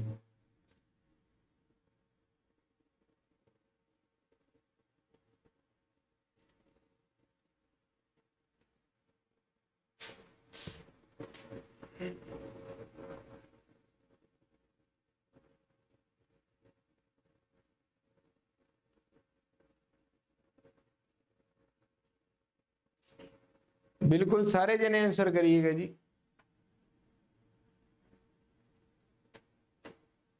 अब देखिएगा, इसका कोई मतलब नहीं, बात यह है कि पेशेंट NPO है तो उसको 9 बजे वाली वो दवाई है वो कैसे देनी है, ये किसी के साथ भी किसी भी प्रोसीजर में हो सकता है। कई बार थायराइड की कोई दवाई है, एंटी कन्वल्सेंट है, ऐसी दवाइयां जो है उसको हमें पूछना पड़ेगा डॉक्टर से, भाई मैं इसको कैसे दूं। तो ओमिट करने वाली बात तो गलत है, क्योंकि डोज मिस नहीं करनी है, देनी है वो डोज। दूसरा, गिव रेक्टली, आप अपने हिसाब से उसको चेंज नहीं कर सकते, आप उसको जो ओरली ले रही थी उसको आप खुद अपनी मर्जी से रेक्टली नहीं दे सकते, आपको पहले वहां पे डॉक्टर से पूछना पड़ेगा भाई मैं इसको वहां पे रेक्टली दे सकती हूँ क्या। दूसरी बात, तो ये ऑप्शन भी गलत हो गया, अपनी वजह से नहीं दे सकते। दूसरा, जो सेम डोज तो कभी नहीं जाएगी जो ओरल से जा रही थी वो रेक्टम से, तो इसीलिए उसने सेम डोज लिख दी, ये तो ऑप्शन ही गलत हो गया। Administer the drug with 30 ml of water, नहीं NPO कर रखा है, फिर इसका क्या मतलब हुआ अगर आपने 30। अब लास्ट क्या बच गया, चुपचाप आपने जो है SCP जो हेल्थ केयर प्रोवाइडर है उसे पूछ लेना है, भाई जी ये NPO है पेशेंट, इसके एंटी कन्वल्सेंट चल रही है, तो अब NPO में तो ओरली जाएगा नहीं, आप बोलो तो अपने इसको IV रूट से हम जो है एप्टोइन जो है वो या कोई भी जो ड्रग है वहां पे चल रही है वो दे सकते हैं। तो ये वहां पे राइट आंसर रहेगा जी, आप सब ने बिल्कुल राइट आंसर यहाँ पे किया। ये नेक्स्ट इंपॉर्टेंट क्वेश्चन है, several clients are admitted to the emergency department with brain injury as a result of an automobile collision, वहां पे किसी बस की वहां पे कोई टक्कर होगी या कार की कोई टक्कर होगी, उसकी वजह से इमरजेंसी में कई जो पर्सन है वो एडमिट है ब्रेन इंजरी वाले इमरजेंसी के अंदर। हुआ क्यों, क्योंकि कोई भी मोटर जो मतलब इंजरी होगी किसी के, ऑटोमोबाइल कोलिजन का मतलब है कोई भी एक्सीडेंट हो गया, कोई बस का, कोई कार का, कोई जीप का, जिसमें कई जने इंजर्ड हो गए, कईयों के ब्रेन इंजरी होगी। तो nurse conclude that the client with an injury to which part of the brain will most likely not survive, ये कहता है इनमें से कौन से ऑर्गन के अंदर जिन पर्सन को वहां पे इंजरी हो गई होगी वो वहां पे सर्वाइव नहीं करेंगे ज्यादा टाइम। ये कौन सी ऐसी स्ट्रक्चर है जिसमें इंजरी होने पे नर्स ये सोच सकती है कि यहाँ पे अब ये जो पर्सन है वो ज्यादा देर तक सर्वाइव नहीं करेगा, या उसके पोनस पे इंजरी हुई है तब, या मेडुला पे, या मिड ब्रेन पे, या थैलेमस पे, बताइएगा जी। तो कौन से पार्ट में इंजरी होगी तो नर्स को ऐसे लगेगा ये बहुत सीरियस इंजरी है और वहां पे जो पेशेंट है वो अब ज्यादा देर तक सर्वाइव नहीं करेगा। कॉमन सेंस लगाइएगा सभी आंसर में।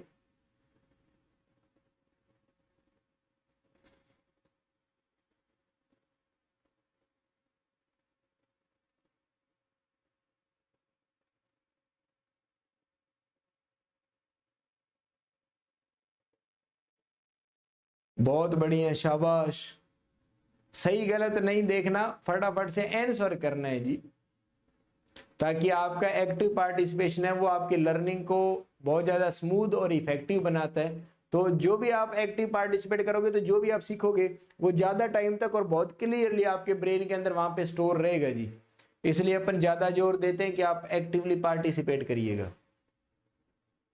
अब देखिएगा जी, इसने ये तीनों ऑर्गन जो है ये ब्रेन स्टेम के ऑर्गन है। किसके हैं? ब्रेन स्टेम के ऑर्गन है। ये थैलेमस है, ये डाइएन्सिफिलोन का ऑर्गन है। ठीक है, अब देखिएगा जी, पोनस। पोनस के अंदर क्या क्या चीजें वहां पे आपको देखने को मिलेगी? तो पोनस में हमें एपनियोस्टिक सेंटर और न्यूमोटैक्सिक सेंटर वहां पे देखने को मिलता है। इसके अलावा पोनस के अंदर आपको जो है 3, 4 और जो 3 और 4 जो थर्ड और जो फोर्थ क्रेनियल नर्व है वो आपको वहां पे जो है नहीं, ये तो उसमें मिड ब्रेन में आ गया, सॉरी। पोनस के अंदर 5th, 6th, 7th और जो वेस्टिबुलर पार्ट है किसका? 8th क्रेनियल नर्व का, ये वहां पे न्यूक्लियाई पाए जाते हैं क्रेनियल नर्व्स के। तो ये तो पोनस के बारे में हमने बात की। मेडुला के अंदर वहां पे कार्डियोवैस्कुलर सेंटर है जी। इसके अलावा रेस्पिरेटरी जो मेडुलरी रिदमिक सेंटर है। इसके अलावा काफी वहां पे जो है जो ये vomiting centre, swelling centre, sneezing centre, coughing centre, ये सब सेंटर वहां पे पाए जाते हैं। मिड ब्रेन के अंदर वो कहता है जी क्या पाया जाता है? तो मिड ब्रेन के अंदर हमने पढ़ा था कि वहां पे जो है वो 4 वहां पे कोलिकुलाई वहां पे पाया जाता है, जिनने हमने 2 बोला, 2 सुपीरियर कोलिकुलाई और 2 इंफीरियर कोलिकुलाई। सुपीरियर वाले आईज का और इंफीरियर वाले जो ईयर का वहां पे हमने बताया था कि जो सेंसेशन है उसको लेके आते हैं। तो ये हमने तीनों के बारे में इसमें बताया। तो मिड ब्रेन के अंदर हमने बताया जो क्रेनियल नर्व 3rd है और क्रेनियल नर्व 4 है उसके वहां पे न्यूक्लियाई पाए जाते हैं। ये हमने तीनों के बारे में बताया। अब बात आ गई थैलेमस। थैलेमस को हमने बोला था यह रिले सेंटर है। ये क्या है? Relay centre. जो भी इंफॉर्मेशन आएगी उसको सेरिब्रल कॉर्टेक्स तक पहुंचाने में, उनको फैलाने में, हर एक सेरिब्रल कॉर्टेक्स के पार्ट तक भेजने में मदद करता है। ये कहता है जो थैलेमस है वो हर एक प्रकार के सेंसरी जो इंफॉर्मेशन है उसको लेता है, सिर्फ एक को नहीं लेगा, वो है गस्टेटरी को नहीं लेगा जी, याद रखना। कौन से को? गस्टेटरी जो सेंसेशन है उसकी इंफॉर्मेशन जो है वो थैलेमस नहीं भेजेगा सेरिब्रल कॉर्टेक्स तक। एक बात। इसी तरह हमने बताया था आरएएस के अंदर रेटिकुलर एक्टिवेटिंग सिस्टम, उसमें हमने बताया था ये ओल्फैक्टरी जो सेंसेशन है वो सिर्फ और सिर्फ एक ओल्फैक्टरी वाला है, वो आरएएस को एक्टिव नहीं करता, ब्रेन को कॉन्शियस नहीं करेगा। तो यहाँ पे थैलेमस में गस्टेटरी का स्टिमुलेशन नहीं लेगा, बाकी सबके लेगा। और आरएएस किससे एक्टिव नहीं होगा? ओल्फैक्टरी वाले सेंसेशन से एक्टिव नहीं होगा। ये रेगुलर क्लास वालों को सारों को पता है बात, ठीक है। अब ये कहता है कि जिंदा रहने के लिए हमें कौन सा जरूरी है? तो जिंदा रहने के लिए कहता है मेडुला जरूरी है, क्योंकि इसमें कार्डियोवैस्कुलर सेंटर भी है और रेस्पिरेटरी का जो मेडुलरी रिदमिक सेंटर भी है। तो यहाँ पे मेडुला हमारे जिंदा रहने के लिए इन चारों में सबसे ज्यादा जरूरी है। तो ये आप सभी का जो है वो आंसर है, वो बहुत ही सही और राइट आंसर यहाँ पे आपका। तो बिल्कुल जिन्होंने यहाँ पे जो मेडुला आंसर बी ऑप्शन दिया था वो सभी का जो है यहाँ पे सही आंसर है। अब नेक्स्ट क्वेश्चन, आफ्टर सस्टेनिंग ए हेड ट्रोमा, किसी में हेड ट्रोमा होने के बाद में क्लाइंट कह रहा है कि उसके कान के अंदर रिंगिंग नॉइस वहां पे सुनाई दे रही है। क्या सुनाई दे रही है? Ringing noises. The nurse consider that an injury to what part of the body is likely to cause this clinical indication। ये जो clinical manifestation आ रहा है कौन सा? रिंगिंग नॉइसेस का। तो उस रिंगिंग नॉइसेस में वो कह रहा है कि ब्रेन के कौन सी लोब के अंदर वहां पे इंजरी हुई होगी जिसकी वजह से उस पेशेंट के अंदर वहां पे क्या सुनाई दे रहा है? जो रिंगिंग नॉइस सुनाई दे रहा है ईयर के अंदर, फ्रंटल लोब में, ओसिपिटल लोब में, या 6th क्रेनियल नर्व में, या 8th क्रेनियल नर्व में वहां पे इंजरी है। तो फटाफट से आंसर कर दीजिएगा आप सारे।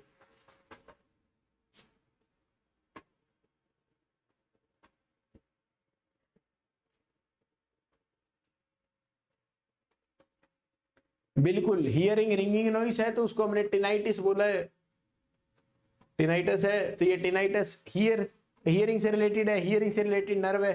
8th क्रेनियल नर्व, उसमें भी जो कोक्लियर पार्ट है, तो इसका राइट आंसर जाएगा जी 4th की जो है 8th क्रेनियल नर्व है वो वहां पे जो है वो रिस्पॉन्सिबल रहेगी। Next, a nurse should expect to identify a loss of which ability when assessing an unconscious client. एक अनकॉन्शियस क्लाइंट को जब नर्स है वो असेस कर रही है तो वो ये कौन सी ऐसी जो एबिलिटी होगी जिसके बारे में वो सोचेगी भी ये एबिलिटी अब इस पेशेंट में नहीं है। कौन सी ऐसी एबिलिटी? हियरिंग वॉइसेस, कि उसको सुनने की एबिलिटी नहीं रहेगी, या मूविंग स्पॉन्टेनियसली, अपने आप मूव होने की वहां पे जो एक्टिविटी वो नहीं देखने को मिलेगी, या कंट्रोलिंग एलिमिनेशन, या जो एलिमिनेशन यूरिन पास करना और जो स्टूल पास करना है वो वहां पे अब वो है उसको कंट्रोल नहीं कर पाएगा। और चौथा रिएक्टिंग टू पेनफुल स्टिमुलाई, या वो रिएक्ट पेनफुल स्टिमुलाई पे रिएक्ट नहीं करेगा। तो अगर कोई पेशेंट अनकॉन्शियस है तो वहां पे कौन सी एबिलिटी वहां पे पेशेंट के अंदर नहीं देखने को मिलेगी?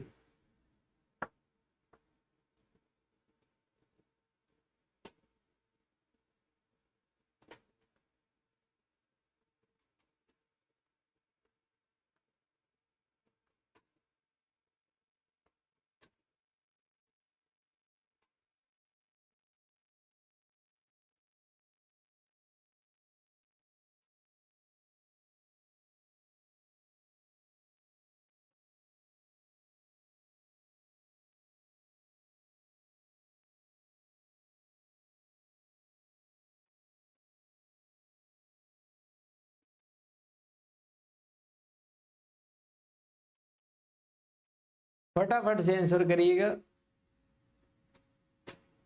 अब देखिएगा, कहता है अनकॉन्शियस क्लाइंट जो होता है उसकी सबसे जो मतलब सीवियरिटी आपको देखने को मिलेगी, या जो मोस्ट कॉमनली आपको देखने को मिलेगा, हमेशा हमेशा याद रखना, कंट्रोलिंग एलिमिनेशन। जो उसके स्फिंक्टर का लॉस है वो आपको हर एक पेशेंट के अंदर देखने को मिलेगा। इसका लॉस, स्फिंक्टर का लॉस, स्फिंक्टर का जो लॉस है वो वहां पे आपको देखने को मिलेगा। समझ में आया? ठीक है। अब ये कहता है हियरिंग वॉइस, कहता है जो अनकॉन्शियस क्लाइंट है उसके अंदर सबसे लास्ट में कोई चीज लॉस होगी तो वो होगी हियरिंग लॉस। इसलिए हम बोलते हैं कोई पेशेंट कोमा के अंदर है या वहां पे पेशेंट जो है वो किसके अंदर होगा, अगर अनकॉन्शियस है तो भी आपने ये जरूर मानना है कि उस पेशेंट को सुनता है। इसलिए कभी भी उसके बारे में नेगेटिव बात नहीं बोलनी है पेशेंट के बारे में, पेशेंट के पास में खड़े रह के, क्योंकि हम ये हमेशा ये एज्यूम करते हैं कि उस पेशेंट के अंदर हियरिंग वॉइस वहां पे आपको सुनाई देगी, कि उसके अंदर वॉइस है वो उसको जरूर सुनाई देगी। दूसरा है मूविंग स्पॉन्टेनियसली, बिल्कुल पेशेंट जो है वो कोमा अनकॉन्शियस स्टेज भी अलग अलग, कोमा के अलग अलग टाइप होते हैं कि सुपरफिशियल कोमा, माइल्ड है या मॉडरेट है या डीप स्टेज के अंदर चला गया। तो वो कई बार क्या होता है वो अपने हाथ है वो इस तरह से हिला देता है, गर्दन हिला देता है ऐसे, तो ये ऐसे करता है मूवमेंट, वहां पे बहुत सी पेशेंटों में देखने को मिलती है। तो स्पॉन्टेनियसली वो मूवमेंट कर सकता है।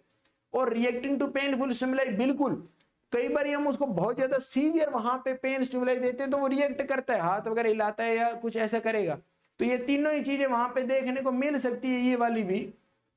लेकिन कंट्रोल एलिमिनेशन, कभी वो यूरिन को कंट्रोल नहीं कर पाएगा, स्टूल को कंट्रोल नहीं करेगा, वो इनकॉन्टिनेंस ही देखने को मिलेगा। स्टूल मतलब वहां पे हम बोल सकते हैं फिकल एंड यूरिन का हमेशा हमेशा अनकॉन्शियस वाले के अंदर इनकॉन्टिनेंस देखने को मिलेगा ही मिलेगा, याद रखना बस, ये इंपॉर्टेंट है क्वेश्चन। नेक्स्ट, अब ये क्वेश्चन ग्लास कोमा स्केल के ऊपर क्वेश्चन आया कि the neurological assessment of a client who had a craniotomy, उस पेशेंट में क्या हुई है, क्रेनियोटोमी हुई है, जो हमारा क्रेनियम है उसको तोड़ के हम उसके अंदर गए हैं, तो उसके अंदर वहां पे ग्लास कोमा स्केल हम देख रहे हैं। What does the nurse evaluate to assess the client score on the Glasgow coma scale, select all that apply. मतलब ग्लास कोमा स्केल में हम इन पांचों में से कौन सी चीजें वहां पे मॉनिटर करते हैं? पहला, ability of the client's pupil to react to light, कि लाइट में लाइट देने से प्यूपिल पे क्या इफेक्ट पड़ेगा, ये चीज देखेंगे। दूसरा कह रहा है degree of purposeful movement by the client, client के द्वारा पर्पसफुली हमारे बोलने पे वो मूवमेंट करेगा। या appropriateness of the clients verbal response, हम ये चेक करते हैं कि जो क्लाइंट बोल रहा है वो कितना एप्रोप्रिएट है। ये चौथा कह रहा है stimulus necessary to cause the client's eyes to open, इसमें हम कोई पेशेंट को स्टिमुलस देंगे जिससे कि पेशेंट की आई जो है वो ओपन हो सकती हो। या हम वहां पे सिमेट्री चेक करेंगे, किसकी, मसल स्ट्रेंथ की, क्लाइंट्स की एक्सट्रीमिटीज की, क्लाइंट की जो एक्सट्रीमिटी हाथों पैरों की मसल की सिमेट्री चेक करेंगे वहां पे। तो इन पांचों में से कौन से पॉइंट जो है वो हम ग्लास कोमा स्केल में चेक करते हैं? फटाफट से आंसर करिएगा जी।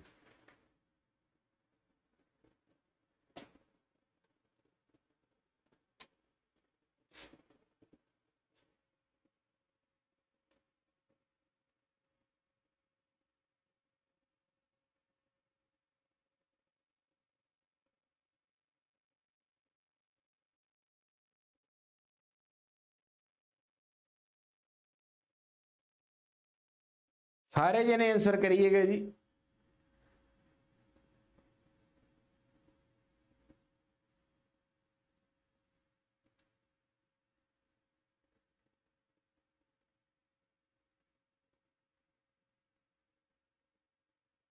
बिल्कुल आप सब जो है बिल्कुल सही बता रहे। देखिएगा हम कभी भी लाइट का वहां पे यूज नहीं करते क्लास कोमा स्केल में, हम वहां पे 3 ही फॉर्मेट देखते हैं।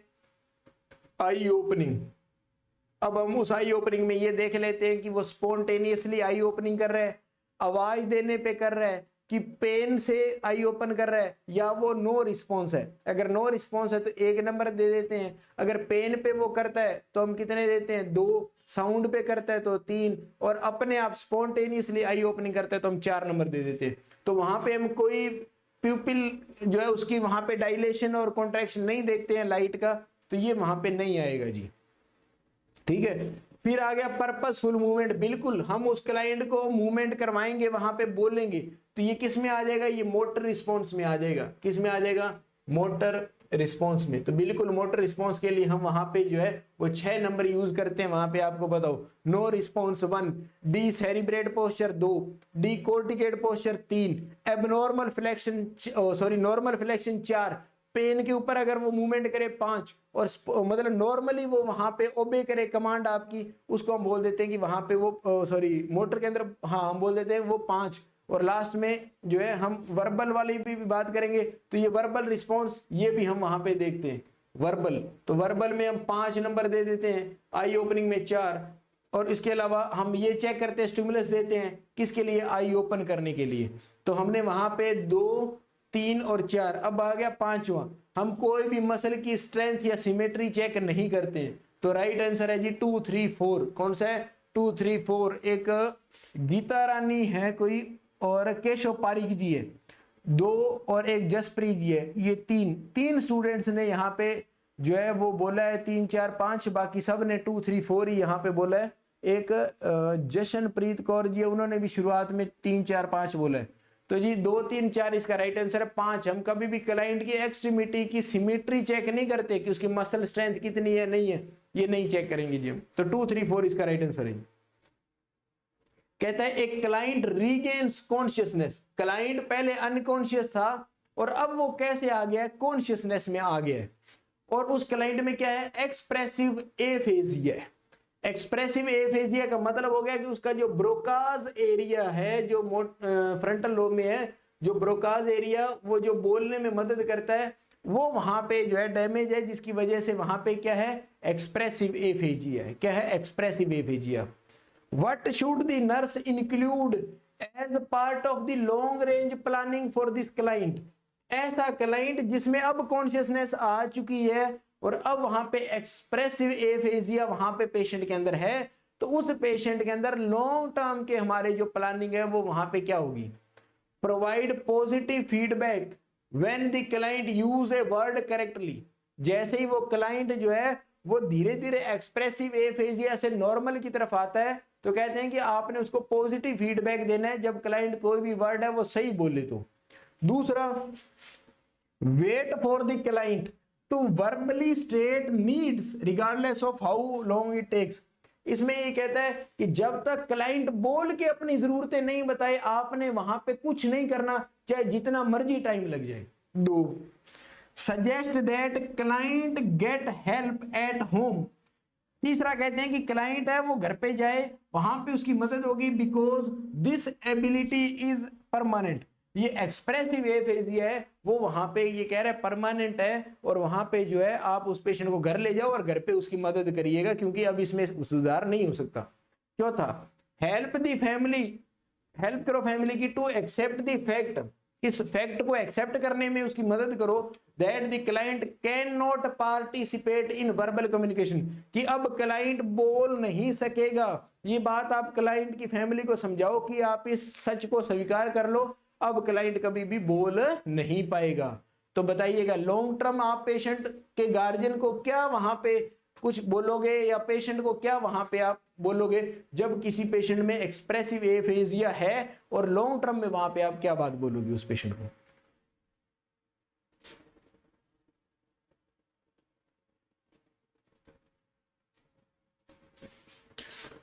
फटाफट से आंसर करिएगा जी।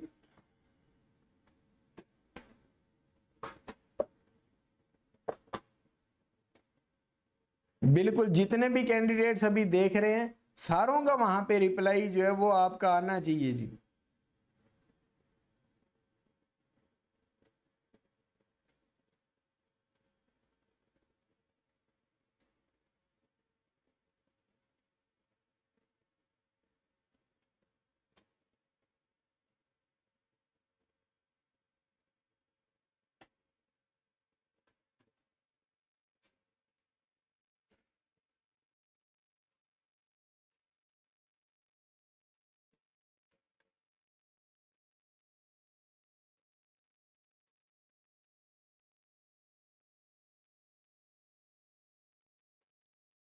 अब देखिएगा जी, आप लोग बिल्कुल वो अतर सर बोलते होते हैं कि एक किसी ने कमेंट कर दिया तो मोस्ट ऑफ उसी के पीछे ही भाग जाते हो।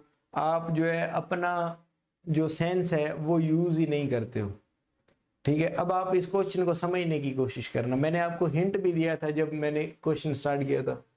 एक क्लाइंट जो रीगेन कर रहा है कॉन्शियसनेस, इसका मतलब वो पहले क्या था, अनकॉन्शियस था। अब उसके ब्रेन को इंजरी होगी, उस इंजरी से अब वो धीरे धीरे ठीक हो रहा है, ठीक हो रहा है तो अब उसकी कॉन्शियसनेस वापिस आ गई है। उसमें क्या था, एक्सप्रेसिव एफेजिया है, मतलब अब उसमें एक्सप्रेसिव एफेजिया है। इसका मतलब वो पेशेंट जो, अब आप देखिएगा एक्सप्रेसिव एफेजिया है मतलब उस पेशेंट में पहले ब्रोकाज एरिया के ऊपर कोई डैमेज था, कोई स्वेलिंग थी, कुछ भी था, उस वजह से वहां पे एक्सप्रेसिव एफेजिया अब भी है पेशेंट में। अब उसका लॉन्ग टर्म मतलब कुछ मतलब लंबे समय तक हम वहां पे क्या चीज जो है वो वहां पे हम सोचते हैं भी इस पेशेंट में ऐसा कुछ होगा, तो कहता है provide positive feedback when the client use a word correctly. जब भी कोई पेशेंट वहां पे एक्सप्रेसिव एफेजिया वाला है और वो जैसे कोई सही बात बोलता है तो आपने उसका पॉजिटिवली वहां पे फीडबैक देना है, उसको बहुत ज्यादा वहां पे शाबाशी देनी है, उसकी बहुत ज्यादा तारीफ करनी है अगर वो कोई भी बात वहां पे करेक्ट बोलता है।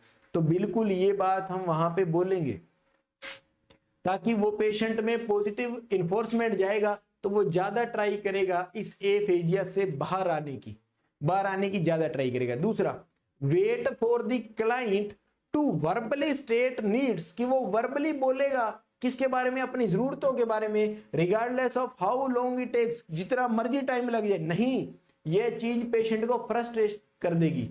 क्या कर देगी, फ्रस्ट्रेट। और जब वो अपनी सारी बातें बताने ही लग जाएगा तो उसका एक्सप्रेसिव एफेजिया खत्म ही हो जाएगा। तो ये तो सेंसलेस बात होगी। तीसरा, कि आप पेशेंट को घर ले जाओ और ये परमानेंट है, नहीं, ये परमानेंट नहीं है। जब पेशेंट वापस कॉन्शियस हुआ तो धीरे धीरे उसका ब्रोकाज एरिया भी फंक्शनिंग करने लग जाएगा, तो ये परमानेंट नहीं है। चौथी चीज, help the family to accept the fact that the client can not, इसका मतलब यही होगा कि अब वो आज के बाद में या आगे आने वाले टाइम में कभी भी मुंह से कुछ भी बोल के कम्युनिकेट नहीं कर पाएगा। नहीं, वो कर सकता है। ये एक्सप्रेसिव एफेजिया उसका सही हो सकता है क्योंकि पहले पेशेंट अनकॉन्शियस से अब किस में आ गया, कॉन्शियसनेस में। इसका मतलब पेशेंट क्या हो रहा है, ठीक हो रहा है। तो जैसे ही पेशेंट ठीक हो और वो अपनी तरफ से कोई एफर्ट करे तो आपने वहां पे पॉजिटिव फीडबैक प्रोवाइड करना है। क्या प्रोवाइड करना है, पॉजिटिव फीडबैक। याद रखना, इंपॉर्टेंट क्वेश्चन है। अब आ गया नेक्स्ट क्वेश्चन, सिंपल सा क्वेश्चन है, सीधा सीधा क्वेश्चन है ये। Soon after admission to the hospital with a head injury, एक हेड इंजरी के बाद में पेशेंट जो है वो आ गया कहां पे, हॉस्पिटल में, और क्लाइंट का टेम्परेचर है वो 102.2 डिग्री फारेनहाइट वहां पे है। The nurse consider that the client has a sustain injury to what structure, उसके टेम्परेचर से रिलेटेड वहां पे उसकी इंफॉर्मेशन देख के नर्स ने सोचा कि इसकी कौन सी जो ब्रेन की स्ट्रक्चर है उसमें वहां पे कोई इंजरी है, थैलेमस में, हाइपोथैलेमस में, टेम्पोरल लोब में और ग्लोबस पैलिडस के अंदर। फटाफट से आंसर करिएगा जी।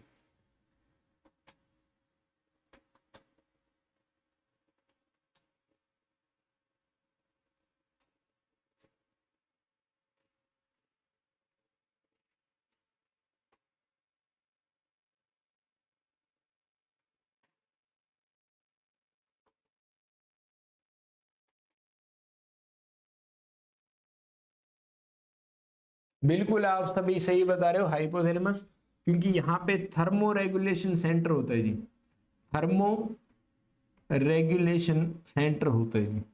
तो ये हाइपोथैलेमस। थैलेमस सिर्फ रिलेइंग का काम करता है टेम्पोरल लोब के अंदर, वहां पे जो है वो आपके ऑल्फैक्टरी और ऑडिटरी वाला आ जाएगा। और ग्लोबस पैलिडस, ये ग्लोबस पैलिडस बेसल गैंग्लिया का पार्ट है जी। किसका पार्ट है? बेसल गैंग्लिया का। ये ग्लोबस पैलिडस प्लस इसमें जो प्यूटामेन वहां पे जुड़ जाए तो इसको हम वहां पे लेंटिफॉर्म, ये गायरस बना लेता है, लेंटिफॉर्म गायरस। और इसका इमोशंस के अंदर यूज है, वहां पे किस में यूज है? इमोशन के अंदर। तो इसका यहाँ पे कोई मतलब नहीं है। हाइपोथैलेमस है वो थर्मो रेगुलेशन का काम करता है, तो इसने नर्स ने सिर्फ और सिर्फ टेम्परेचर का दे के वहां पे बताया है, तो इसका मतलब वो हाइपोथैलेमस की वहां पे कोई इंजरी है। Next, what action should the nurse take when caring for a client who has a possible skull fracture as a trauma? उसका रिजल्ट किसका? ट्रोमा का। किसी पेशेंट में ट्रोमा हुआ है तो उसके रिजल्ट वहां पे हुआ है कि वहां पे पॉसिबिलिटी है कि वहां पे स्कल क्या हो गया? फ्रैक्चर हो गया। तो नर्स वहां पे क्या करेगी अगर ऐसा कोई पेशेंट है? Monitor the client for sign of brain injury. वो ये देखेगी कि वहां पे कोई ब्रेन इंजरी के साइन तो नहीं है, या वो चेक करेगी haemorrhaging from oral and nasal cavity, nasal cavity या ओरल कैविटी से वहां पे कोई ब्लीडिंग या हेमरेज तो नहीं दिख रहा है। या elevate the foot of the bed if the client develop symptoms of शोक, अगर वहां पे एलिवेट कर देगी किसको? बेड को, बेड के फुट एरिया को, अगर उसको ऐसे लगेगा कि क्लाइंट वहां पे सिम्टम्स ऑफ शोक वहां पे दिखा रहा है। या ऑब्जर्व फॉर क्लिनिकल इंडिकेटर्स, मतलब वो क्लिनिकल मैनिफेस्टेशन को देखेगी of decrease ICP and temperature, वहां पे आईसीपी डिक्रीज हो रहे हो और वहां पे टेम्परेचर डिक्रीज हो रहा हो, ऐसे क्लिनिकल मैनिफेस्टेशन को वो ऑब्जर्व करेगी। तो ऐसे पेशेंटों में वहां पे आपको क्या चीज देखने को मिल सकती है? फटाफट से आंसर करिएगा जी।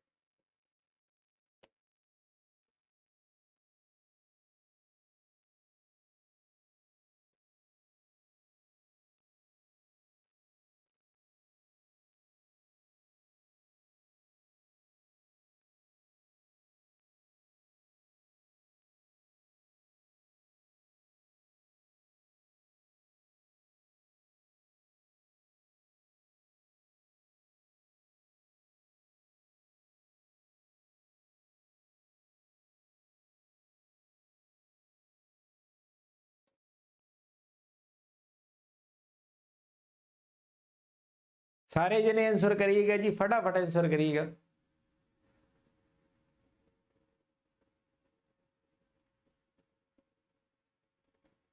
अब देखिएगा आप सब लोग जो है वो सिंपल से क्वेश्चन को कैसे गलत करते हो, आप देखना। देखिएगा किसी पेशेंट के अंदर वहां पे कोई इंजरी हुई है, ठीक है, कोई भी एक्सीडेंट हो गया किसी पेशेंट के अंदर, एक्सीडेंट हुआ, आपको ऐसे लगा कि यार इसके ना मतलब ब्रेन जो है उसके ऊपर जो कवरिंग है किसकी? स्कल की, जो क्रेनियम है उसके अंदर वहां पे कोई फ्रैक्चर हो सकता है। उसमें क्या हो सकता है? कोई फ्रैक्चर वहां पे देखने को मिल सकता है। तो ये वहां पे पॉसिबिलिटी है। अगर वहां पे फ्रैक्चर हुआ है किसका? स्कल का, तो वहां पे क्या दिक्कत हो सकती है? तो स्कल के नीचे क्या है? ब्रेन। क्या है? ब्रेन। तो आपको नहीं लगता कि वहां पे आपने ब्रेन इंजरी को मॉनिटर करना है? किसको मॉनिटर करना है? ब्रेन इंजरी को। क्योंकि जब स्कल में फ्रैक्चर, मतलब चोट के कारण जो स्कल बोन है उसके अंदर फ्रैक्चर हो गया, तो हमारा नेक्स्ट टारगेट क्या है कि स्कल फ्रैक्चर के नीचे, स्कल के नीचे ही क्या है? ब्रेन। तो आपने क्या चीज मॉनिटर करनी है? Sign of brain injury. कैसे मॉनिटर करोगे? जो लेवल ऑफ कॉन्शियसनेस है उसको चेक करोगे आप। क्या चेक करोगे? Level of consciousness. क्यों? क्योंकि अगर वहां पे ट्रॉमा हुआ है, पॉसिबल स्कल फ्रैक्चर है, तो वहां पे इंक्रीज आईसीपी देखने को मिल सकता है आपको, इंक्रीज आईसीपी। और इंक्रीज आईसीपी में हमें क्या देखने को मिलेगा? लेवल ऑफ कॉन्शियसनेस अल्टर्ड हो जाएगी, चेंज हो जाएगी वहां पे। तो हम वहां पे ब्रेन इंजरी ये चेक करेंगे। Check for haemorrhaging from oral and nasal cavity नहीं, ये हम यहां से सिर्फ और सिर्फ सीएसएफ लीकेज चेक करते हैं, सिर्फ और सिर्फ। हम कानों से, नाक से क्या चेक करेंगे कि क्लियर लिक्विड वहां से अगर आ रहा है तो हम सोचते हैं सीएसएफ, कभी भी ब्लीडिंग चेक नहीं करते हैं जी। Elevate the foot of the bed if the client develop symptom नहीं, ब्रेन इंजरी हुई है वहां पे रिस्क है आईसीपी इंक्रीज होने का, और आईसीपी अगर बढ़ा हुआ हो तो वहां पे कॉन्ट्रा इंडिकेटेड है जो है वो ट्रेडलैंडबर्ग पोजीशन देनी। ये ट्रेडलैंडबर्ग होगी एलिवेट द फुट एंड को अगर आपने कर दिया तो ये पोजीशन आपने कभी नहीं देनी। चौथा, डिक्रीज आईसीपी, नहीं नहीं आईसीपी कहां डिक्रीज होता है, आईसीपी तो इंक्रीज होगा। तो डी ऑप्शन भी दिया था गीता रानी जी ने और रेखा राय जी ने डी ऑप्शन। डी ऑप्शन तो बिल्कुल ही गलत है जी। कभी भी इंजरी हो ब्रेन की तो आईसीपी इंक्रीज होता है, डिक्रीज नहीं होगा, ठीक है, याद रखना। तो यहाँ पे सही आंसर क्या है, monitor the client for sign of brain injury. किसी के मान लीजिए सिर के ऊपर चोट आई है तो नॉर्मल कॉमन सेंस है भी हम ये चेक करेंगे कि उसका ब्रेन तो कहीं इफेक्ट नहीं हो गया। जब हमें ये लगता है कि उसकी हड्डी में फ्रैक्चर तक हो गया, मतलब इतनी जोर से उसके सिर में चोट आई है, तो हमारा फर्स्ट ऑप्शन क्या होगा वहां पे कि ये चेक करना है कि उसकी कहीं ब्रेन में तो इंजरी नहीं है। कैसे चेक करोगे, लेवल ऑफ कॉन्शियसनेस से। अगर लेवल ऑफ कॉन्शियसनेस चेक करोगे अगर वो अल्टर्ड है तो आपको लगेगा कि हाँ वहां पे आईसीपी इंक्रीज हो सकता है, कभी भी हेमरेज नहीं होगा वहां पे। आपको वहां पे आईसीपी इंक्रीज की वजह से और दूसरा सीएसएफ लीकेज, ये हमें वहां पे चेक करना है। और वहां पे चेक कैसे करोगे, लेवल ऑफ कॉन्शियसनेस से। तो याद रखना right answer monitor the client for sign of brain injury, याद रखना। Next, a nurse is assessing a client with brain tumour. एक क्लाइंट, ऐसा क्लाइंट जिसमें ब्रेन ट्यूमर है उसको नर्स असेस कर रही है। Which clinical finding indicate an increase in ICP. ICP increase हुए के क्या क्या सिम्टम है, सेलेक्ट ऑल दैट अप्लाई। बताइएगा इनमें से, fever, stupor, orthopnoea, rapid pulse, hypotension, इनमें से कौन से सिम्टम है जो इंक्रीज आईसीपी को शो करते हैं। फटाफट से आंसर करिएगा सारे जने।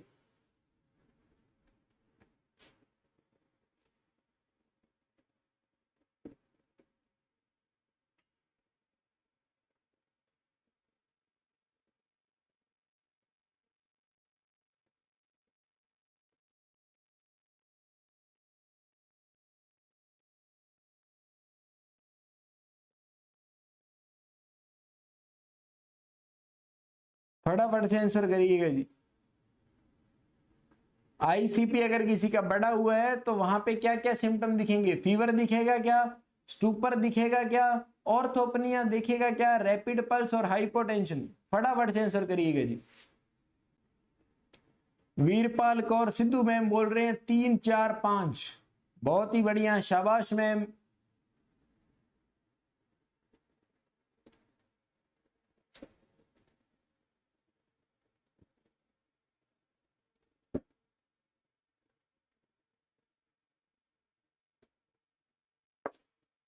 सकीता कौर जी बोल रहे हैं 1 4 5, आप भी शाबाश।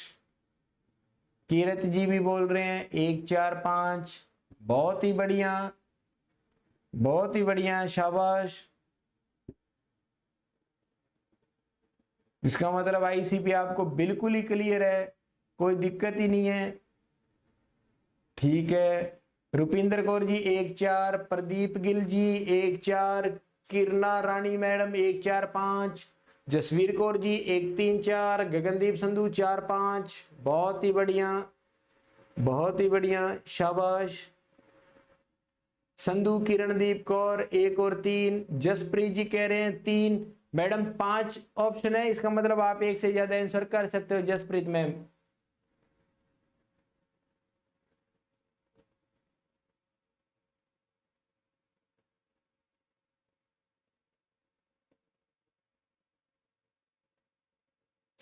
संधू किरणदीप कौर जी कह रहे हैं ब्रेडिकार्डिया एंड हाइपरटेंशन होगा।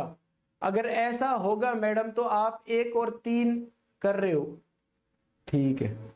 Sorry sir, decrease heart rate, वो मेरे को नहीं पता मैडम कौन सा इंक्रीज है कि डिक्रीज है, वो आपने ही देखना है, मैंने तो क्वेश्चन पूछा है।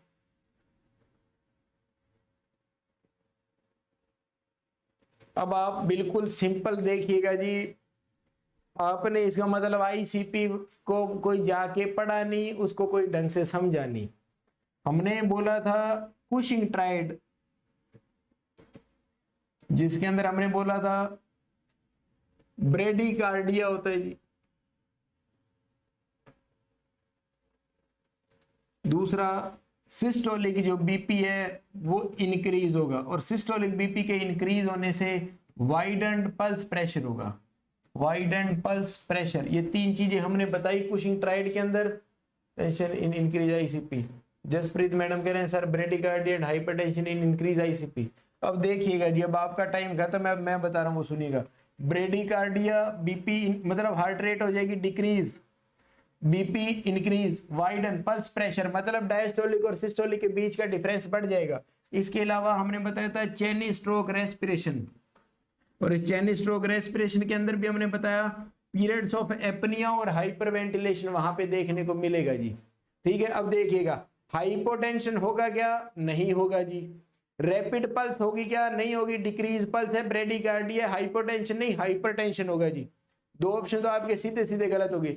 ऑर्थोपनिया नहीं, ऐसा नहीं है वहां पे। ऑर्थोपनिया का मतलब क्या है कि आपने पेशेंट को बिठा दिया तो वहां पे सांस इजीली आएगा, नहीं। चेनी स्ट्रोक रेस्पिरेशन में तो एपनिया होगा ही होगा, चाहे कोई सी पोजीशन के अंदर आप रख लो। मैंने कभी भी नहीं बताया ऑर्थोपनिया वहां पे होगा। अब है स्टूपर। स्टूपर तब हो सकता है जब लेवल ऑफ कॉन्शियसनेस वहां पे चेंज हो, और इंक्रीज आईसीपी में लेवल ऑफ कॉन्शियसनेस चेंज होती है। स्टूपर का मतलब है वहां पे कोई मूवमेंट नहीं होगी, कोई कुछ नहीं होगी, वो बिल्कुल जो है उसकी लेवल ऑफ कॉन्शियसनेस वहां पे चेंज होगी। तो हमने साइकेट्री के अंदर पढ़ा था जब लेवल ऑफ कॉन्शियसनेस चेंज होती है तो वहां पे स्टूपर देखने को मिल सकता है। तो स्टूपर आईसीपी बढ़ा हुआ वो मिल सकता है। फीवर बिल्कुल मिलेगा वहां पे, फीवर क्यों नहीं मिलेगा, मिलेगा। हम इसीलिए तो वहां पे हमने बोला था एंटीपायरेटिक वहां पे देते हैं, और ये भी बताया था कि फीवर को हमने हाथों हाथ कम करना है क्योंकि ये मेटाबॉलिक रेट बढ़ाता है जिसकी वजह से आईसीपी बढ़ती है। तो इसका राइट आंसर है जी 1 और 2। कौन सा है, 1 और 2। अब देखिएगा बहुत से ऐसे थे जिन्होंने 3 4 5 लिखा था, ठीक है, वो 3 4 5 तो इसमें ऑप्शन ही नहीं है, 1 और 2 ही है। इसके अलावा 1 4 5 वाले भी काफी हैं। जिन्होंने भी यहाँ पे 1 4 5 1 3 5 3 4 5 सारे गलत है जी, 1 और 2 ही वहां पे राइट आंसर है। याद रखना फीवर और स्टूपर, स्टूपर मतलब जिसमें कोई इमोशन नहीं है, कोई एक्सप्रेशन नहीं है, जब अल्टर्ड लेवल ऑफ कॉन्शियसनेस होगा तो ये स्टूपर देखने को मिल सकता है। लेकिन ऑर्थोपनिया कभी नहीं देखने को मिलेगा, रैपिड पल्स कभी नहीं मिलेगी, हाइपोटेंशन कभी नहीं मिलेगी। फीवर मिल सकता है तो ये 1 और 2 ही वहां पे रहेंगे जी, याद रखना। Next, what therapeutic effect does the nurse expect to identify when mannitol is administered? जब किसी पेशेंट में मैनिटोल दिया जाएगा, उस पेशेंट में जिसमें सेरिब्रल इडीमा है, तो वो मैनिटोल वहां पे क्या इफेक्ट दिखाएगी जो नर्स वहां पे सोचेगी कि ये इफेक्ट वहां पे होगा। तो मैनिटोल का ये पूछ रहा है फंक्शन क्या है, इंप्रूव रीनल ब्लड फ्लो, यह कह रहा है रीनल ब्लड फ्लो को इंप्रूव करती है मैनिटोल। दूसरा डिक्रीज इंट्राक्रैनियल प्रेशर, ये आईसीपी को डिक्रीज करती है या मेंटेन करती है सर्कुलेटरी वॉल्यूम, जो हमारा ब्लड वॉल्यूम है या सर्कुलेटरी वॉल्यूम है उसको कंट्रोल करती है। चौथा है prevention of development of thrombi, या वो थ्रोम्बस या थ्रोम्बाई को बनने से रोकती है। मैनिटोल का मेन काम क्या है, फटाफट से आंसर करिएगा जी।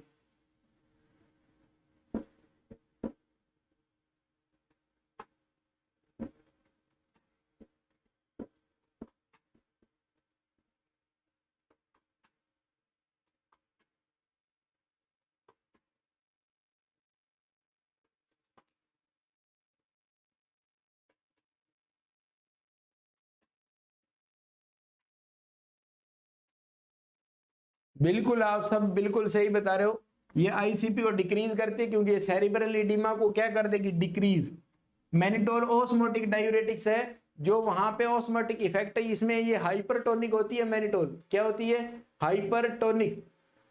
जब ये हाइपरटोनिक होगी तो इसकी ओस्मोलरिटी बढ़ी हुई रहेगी, तो ये बढ़े हुए ओस्मोलर प्रेशर के कारण जो है ये फ्लूइड, जो सेरिब्रम के अंदर फ्लूइड इकट्ठा है टिश्यूज के बीच में, ब्रेन टिश्यू के बीच में, उसको कहां भेज देगी, ब्लड वेसल के अंदर, और उसकी वजह से वो कहां आ जाएगा, शरीर से बाहर, किडनी के रास्ते से। तो ये क्या करेगी, सेरिब्रल इडीमा को डिक्रीज करेगी, और सेरिब्रल इडीमा के डिक्रीज होने से आईसीपी डिक्रीज हो जाएगा। तो ये डिक्रीज आईसीपी बिल्कुल सारों का सही है यहाँ पे। नेक्स्ट, एक क्लाइंट हैड ए क्रेनियोटोमी, एक क्लाइंट में क्या हो गया, क्रेनियोटोमी। किसके लिए किया, for excision of A brain tumour, एक ब्रेन ट्यूमर को निकालने के लिए हमने वहां पे क्या कर दिया जी, क्रेनियोटोमी कर दी। After surgery nurse monitor the client, client को मॉनिटर कर रही है, किसके लिए, इंक्रीज आईसीपी के लिए, आईसीपी के लिए वहां पे पेशेंट को मॉनिटर कर रही है। Which clinical finding support that increase in ICP, किस फाइंडिंग से उसको लगेगा कि हाँ पेशेंट के अंदर है वो आईसीपी इंक्रीज है। अगर उसकी वीक पल्स होगी और थ्रेडी और वीक पल्स वहां पे दिखाई देगी। तो narrowing pulse pressure, pressure narrow हो जाएगा अगर पल्स प्रेशर, या रेगुलर शैलो ब्रीदिंग होगी वहां पे, और तीसरा लोअर्ड लेवल ऑफ कॉन्शियसनेस, या उसका लेवल ऑफ कॉन्शियसनेस है वो लोअर हो जाएगा, कम हो जाएगा। तो फटाफट से आंसर करिएगा जी। इंक्रीज आईसीपी में क्या देखने को मिलता है जी?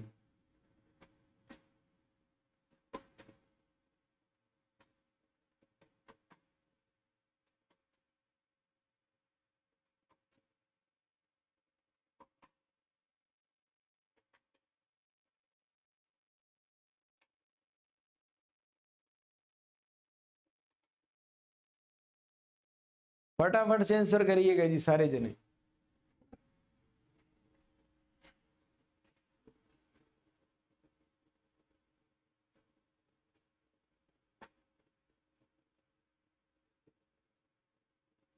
अच्छा मेरे को एक बात बताइएगा, ये थ्रेडी और वीक पल्स नहीं मिलेगी क्या हमें आईसीपी इंक्रीज है तो?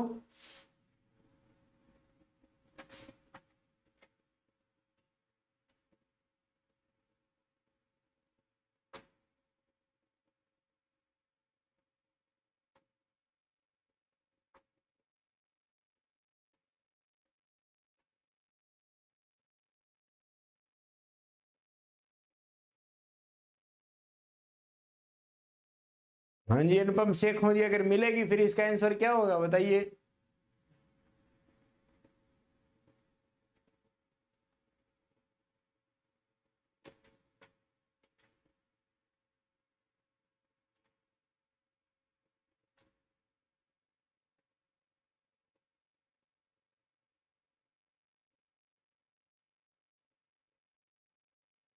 सारे जने बताइएगा जी।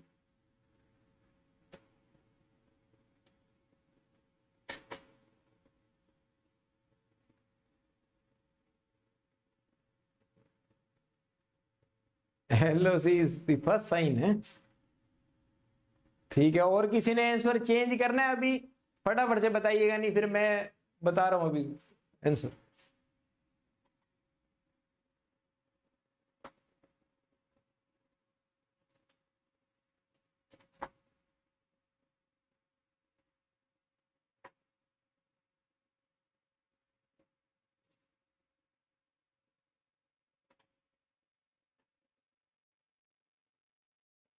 देखिएगा सिंपल, पहले तो आप इन दोनों के बारे में देख लीजिएगा। कभी भी नैरो पल्स प्रेशर नहीं होगा, वाइडन पल्स प्रेशर होगा, तो ये तो गलत ही हो गया। रेगुलर कभी भी नहीं होगी, शैलो ब्रीदिंग नहीं होगी, वहां पे चेनी स्ट्रोक होगी। जिसमें रेगुलर नहीं होगी वहां पे एपनिया होगा, और एपनिया के साथ में हाइपर वेंटिलेशन होगा, तो ये भी गलत हो गया। अब आ गया वहां पे थ्रेडी वीक पल्स। हमेशा हमेशा हमेशा याद रखना, जसवीर कौर कह रहे हैं ओनली वीक पल्स। हमेशा याद रखना वहां पे थ्रेडी पल्स नहीं होगी, बाउंडिंग पल्स होगी। कैसी पल्स होगी? बाउंडिंग पल्स होगी। कैसी पल्स? Bounding pulse. पल्स की रेट ही डिक्रीज होगी, पल्स की रेट जो है वो ब्रेडिकार्डिया होगा। वहां पे वीक पल्स या थ्रेडी पल्स वहां पे नहीं मिलेगी जी, थ्रेडी पल्स वहां पे नहीं, ऐसा नहीं। वहां पे बाउंडिंग पल्स और यूजुअली स्ट्रॉन्ग पल्स ही वहां पे देखने को मिलेगी आपको, ये नहीं मिलेगी। तो हमेशा हमेशा जो लेवल ऑफ कॉन्शियसनेस है उसके अंदर ही चेंजेस आपको वहां पे देखने को मिलेगा। तो कोई फर्स्ट साइन नहीं, कोई सेकंड साइन नहीं, आंख बंद करके लेवल ऑफ कॉन्शियसनेस चेंज के ऊपर ही लगाना है आपने। जब भी आईसीपी में ऑप्शन में ये हो तो कोई थ्रेडी पल्स कोई वीक पल्स नहीं है, सिर्फ और सिर्फ ब्रेडिकार्डिया देखने को मिलता है, जिसमें हम बोलते हैं हार्ट की रेट कम होगी। कोई भी उसकी हम दूसरे कैरेक्टरिस्टिक पे बात नहीं करते कि कौन सी स्ट्रॉन्ग है, कौन सी वीक है, कौन सी थ्रेडी है, कौन सी बाउंडिंग है, कोई मतलब नहीं हमें। नहीं हमने कभी बोला कि वहां पे थ्रेडी वीक पल्स होगी, नहीं होगी जी। क्यों होगी थ्रेडी वीक पल्स? डिहाइड्रेशन में थोड़ी है पेशेंट, डिहाइड्रेशन में नहीं है हमारे। तो दिक्कत वहां पे सेरिब्रल एडिमा, फ्लूइड इकट्ठा हो गया अंदर। अगर वहां पे क्यों मिलेगी हमें थ्रेडी वीक पल्स? कभी भी नहीं मिलेगी, कभी कंफ्यूज नहीं होना है। जशनप्रीत जी बिल्कुल सही हो आप, और जिन्होंने भी वहां पे डी ऑप्शन किया सारे सही हो आप। और मेरे कहने से जिन्होंने ऑप्शन चेंज किया है वो है कीरत मैडम 1, गगनदीप संधू जी 2, अनुपम शेखों जी 3। आप लोग कान खोल के सुन लीजिएगा, कभी भी पल्स पुल्स पे मत जाना आप। वहां पे ब्रेडिकार्डिया रेट ही कम मिलेगी, बाकी थ्रेडी थ्रूडी कुछ नहीं मिलेगा आपको वहां पे। हमेशा याद रखना लोअर लेवल एलओसी के अंदर चेंज आएगा, लेवल ऑफ कॉन्शियसनेस में चेंज आएगा और वो क्या आएगा, वो डिक्रीज हो जाती है, लोअर हो जाएगी, याद रखना। Next question, when caring for a client who has sustain A head injury, जिसमें हेड इंजरी है, it is important that nurse assess for which clinical indicator. जब भी हेड इंजरी की बात आएगी तो आपने आईसीपी के ऊपर ही ध्यान देना है कि आईसीपी बढ़ेगा। जब भी हेड इंजरी की बात आएगी, इसमें इसने क्या बोला, किसी पेशेंट में हेड इंजरी है तो नर्स वहां पे कौन सा क्लिनिकल इंडिकेटर या क्लिनिकल मैनिफेस्टेशन या कौन सा साइन एंड सिम्टम देखेगी, बताइएगा। Slowing of the heart rate, decrease carotid pulse, bleeding from the oral cavity या absence of deep tendon reflexes. आपको गलत हो ही नहीं सकता। नहीं सोचना नहीं है मैडम जी, जो चीज सोचनी है वही चीज सोचनी है, उसके अलावा कुछ नहीं सोचना आपने। पिछले क्वेश्चन को पिछले में ही जाने दीजिएगा, इस क्वेश्चन का इस क्वेश्चन में रहिएगा आप। नहीं आपने कोई भी वहां पे पिछला अगला क्वेश्चन कुछ नहीं, बस इसी क्वेश्चन का जिसका आंसर पूछा वो क्वेश्चन का आंसर आना चाहिए बस। बिल्कुल आप सभी का ये सही है। Slowing of the heart rate, बिल्कुल ब्रेडिकार्डिया अभी डिस्कस करके आए अपने, ब्रेडिकार्डिया देखने को मिलेगा। और हमेशा याद रखना, जब भी हेड इंजरी की बात करेगा वो इंक्रीज आईसीपी की ही बात कर रहा होता है इनडायरेक्टली। वो बोलेगा हेड इंजरी लेकिन बात किसकी कर रहा है, इंक्रीज आईसीपी की। यहां पे भी इंक्रीज आईसीपी, तो कुशिंग ट्राइड में हार्ट रेट है वो कम मिलती है, हमें याद रखना। नेक्स्ट, एक क्लाइंट डेवलप्स हाइड्रोसिफिलिस, क्लाइंट में हाइड्रोकेफेलस वहां पे डेवलप हो गया है 2 weeks after cranial surgery. Cranial surgery वहां पे हुई थी 2 हफ्ते पहले। किस चीज के लिए हुई थी, रप्चर्ड सेरिब्रल एन्यूरिज्म। एन्यूरिज्म का मतलब है वहां पे कोई भी जो ब्लड वेसल है वो रप्चर हो गई थी। क्या हो गई थी, रप्चर। कौन सी होगी, तो सेरिब्रल आर्टरी वहां पे क्या होगी रप्चर। और ये सेरिब्रल आर्टरी ब्रेन के अंदर वहां पे ब्लड सप्लाई करती है, तो वो क्या होगी, रप्चर। नर्स ने कंक्लूड किया कि ये हाइड्रो जो कैफेलस है वो किस वजह से हुआ है, क्या वहां पे कारण रहा होगा जिसकी वजह से 2 हफ्ते बाद में, उस सर्जरी के 2 हफ्ते बाद में पेशेंट में हाइड्रोकेफेलस हो गया। अब देखिएगा किस वजह से हुआ। पहला ऑप्शन कि जो सेरिब्रल आर्टरी है उसमें वैसोस्पाज्म हो गया, वैसोकॉन्स्ट्रिक्शन हो गया हुआ, या इस्चेमिक चेंज आ गए होंगे ब्रोका स्पीच सेंटर में, या जो ब्रोकास का स्पीच सेंटर है उसमें कोई इस्चेमिक मतलब उसको कोई ब्लड सप्लाई नहीं मिली होगी, उसकी वजह से हाइड्रोकेफेलस हो गया होगा। दूसरा ऑप्शन। तीसरा option, increase production of CSF, या वहां पे जो सीएसएफ है वो इंक्रीज बनना शुरू हो गया होगा। चौथा option, block the absorption of fluid from the arachnoid space, या जो सीएसएफ है वो वहां पे ब्लॉक हो गया होगा, किसकी वजह से, वहां पे कोई सर्जरी कोई इडीमा की वजह से, अब वो फ्लूइड है वो आगे की तरफ नहीं जा पा रहा, जिसकी वजह से हाइड्रोकेफेलस हुआ है। तो कौन सा हुआ होगा मुझे नहीं पता, आपने सबने बताना है, यहाँ पे सबका आंसर आना चाहिए।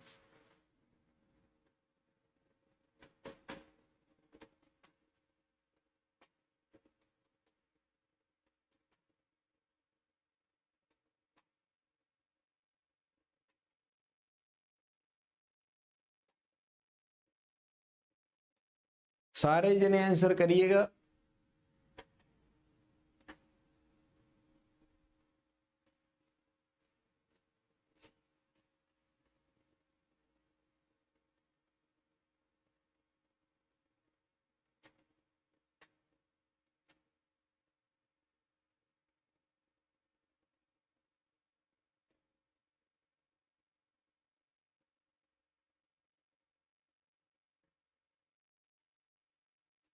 देखिएगा जी, हाइड्रोकेफेलस या जिसको आप हाइड्रोसिफिलस भी बोलते हो, ये कहता है कि कोई भी क्रेनियल सर्जरी हुई उसके 2 हफ्ते बाद में वहां पे पेशेंट का हेड का जो सरकमफ्रेंस है, जो हेड का साइज है वो इंक्रीज हुआ, वो आपके पास आया। अब वहां पे क्या सर्जरी हुई थी क्रेनियोटोमी में, वो कोई मतलब वाली बात नहीं है, इसने आपको ऐसे ही बता दिया कि रप्चर्ड सेरिब्रल एन्यूरिज्म है, कोई मतलब नहीं है क्यों हुई। बात ये कह रहा है कि वहां पे क्रेनियोटोमी करने की वजह से हाइड्रोकेफेलस हो गया, इसका मतलब वहां पे पेशेंट में क्या हो गया, हेड का साइज इंक्रीज हो गया। अब वो कहता है कि वो हेड का साइज है वो क्यों इंक्रीज हुआ है, वो रीजन वो पूछ रहा है। तो ये कह रहा है कि वहां पे क्या रैशनल, वहां पे कारण क्या रहा होगा। पहला कहता है सेरिब्रल आर्टरी के वैसोस्पाज्म होने के कारण, तो यहाँ पे कोई वैसोस्पाज्म का लेना देना नहीं है, कोई आर्टरीज का वहां पे लेना देना नहीं है हाइड्रोकेफेलस के अंदर, पहला option. Ischaemic change in the Broca's speech centre, speech centre का हेड के सरकमफ्रेंस से कोई रिलेशन नहीं है, ये भी वहां पे नहीं बनता। अब हमें ये पता लग गया भाई वहां पे दिक्कत किस में है, सीएसएफ में। किस में दिक्कत है, सीएसएफ में।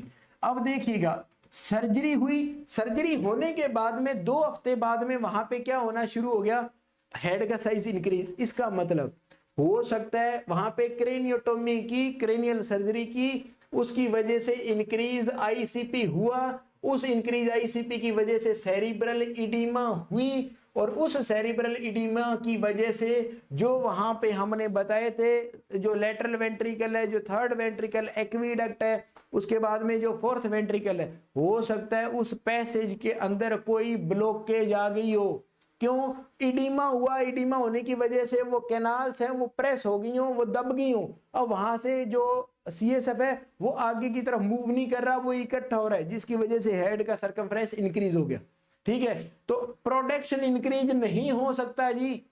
आपने सर्जरी की है, प्रोडक्शन कैसे इंक्रीज करा सकते हो, वहां पे चांस क्या है कि ब्लॉकेज हो गया, वहां पे एब्जॉर्प्शन, वहां पे क्या हो गया, ब्लॉकेज हो गया। क्या हो गया, ब्लॉकेज, जिसकी वजह से अब एरेक्नोइड जो मैटर है या एरेक्नोइड स्पेस है या जो सब एरेक्नोइड स्पेस है उसमें क्या इकट्ठा होने लग गया, सीएसएफ, जिसकी वजह से वहां पे हाइड्रोकेफेलस होगा। तो जिन्होंने भी डी ऑप्शन किया वो सारे सही है। देखिएगा जो एब्जॉर्प्शन वाली कहानी है ये यूजुअली जो बच्चे होते हैं उनके अंदर वहां पे होता है कि एबनॉर्मली ज्यादा बनने लग जाए। कोई भी सर्जरी हो गई हो और सर्जरी के बाद में कोई कॉम्प्लिकेशन आ रहा है, इसका मतलब वहां पे क्रेनियल सर्जरी हुई है, मतलब क्रेनियोटोमी हुई है। क्रेनियोटोमी हुई है इसका मतलब आईसीपी के बारे में पूछ रहे हैं, और आईसीपी में आईसीपी इंक्रीज होगा तो सेरिब्रल इडीमा होती है। सेरिब्रल इडीमा में बनना ज्यादा नहीं होता सीएसएफ, सीएसएफ का जो रूट है वो ब्लॉक हो जाता है, तो उसकी वजह से हाइड्रोकेफेलस वहां पे देखने को मिलेगा। तो इसको बोल दिया blocked absorption of fluid from the सब एरेक्नोइड या एरेक्नोइड स्पेस या सब एरेक्नोइड स्पेस से। तो ये जो है आज हमने 25 क्वेश्चन यहाँ पे कर दिए जी। ठीक है, तो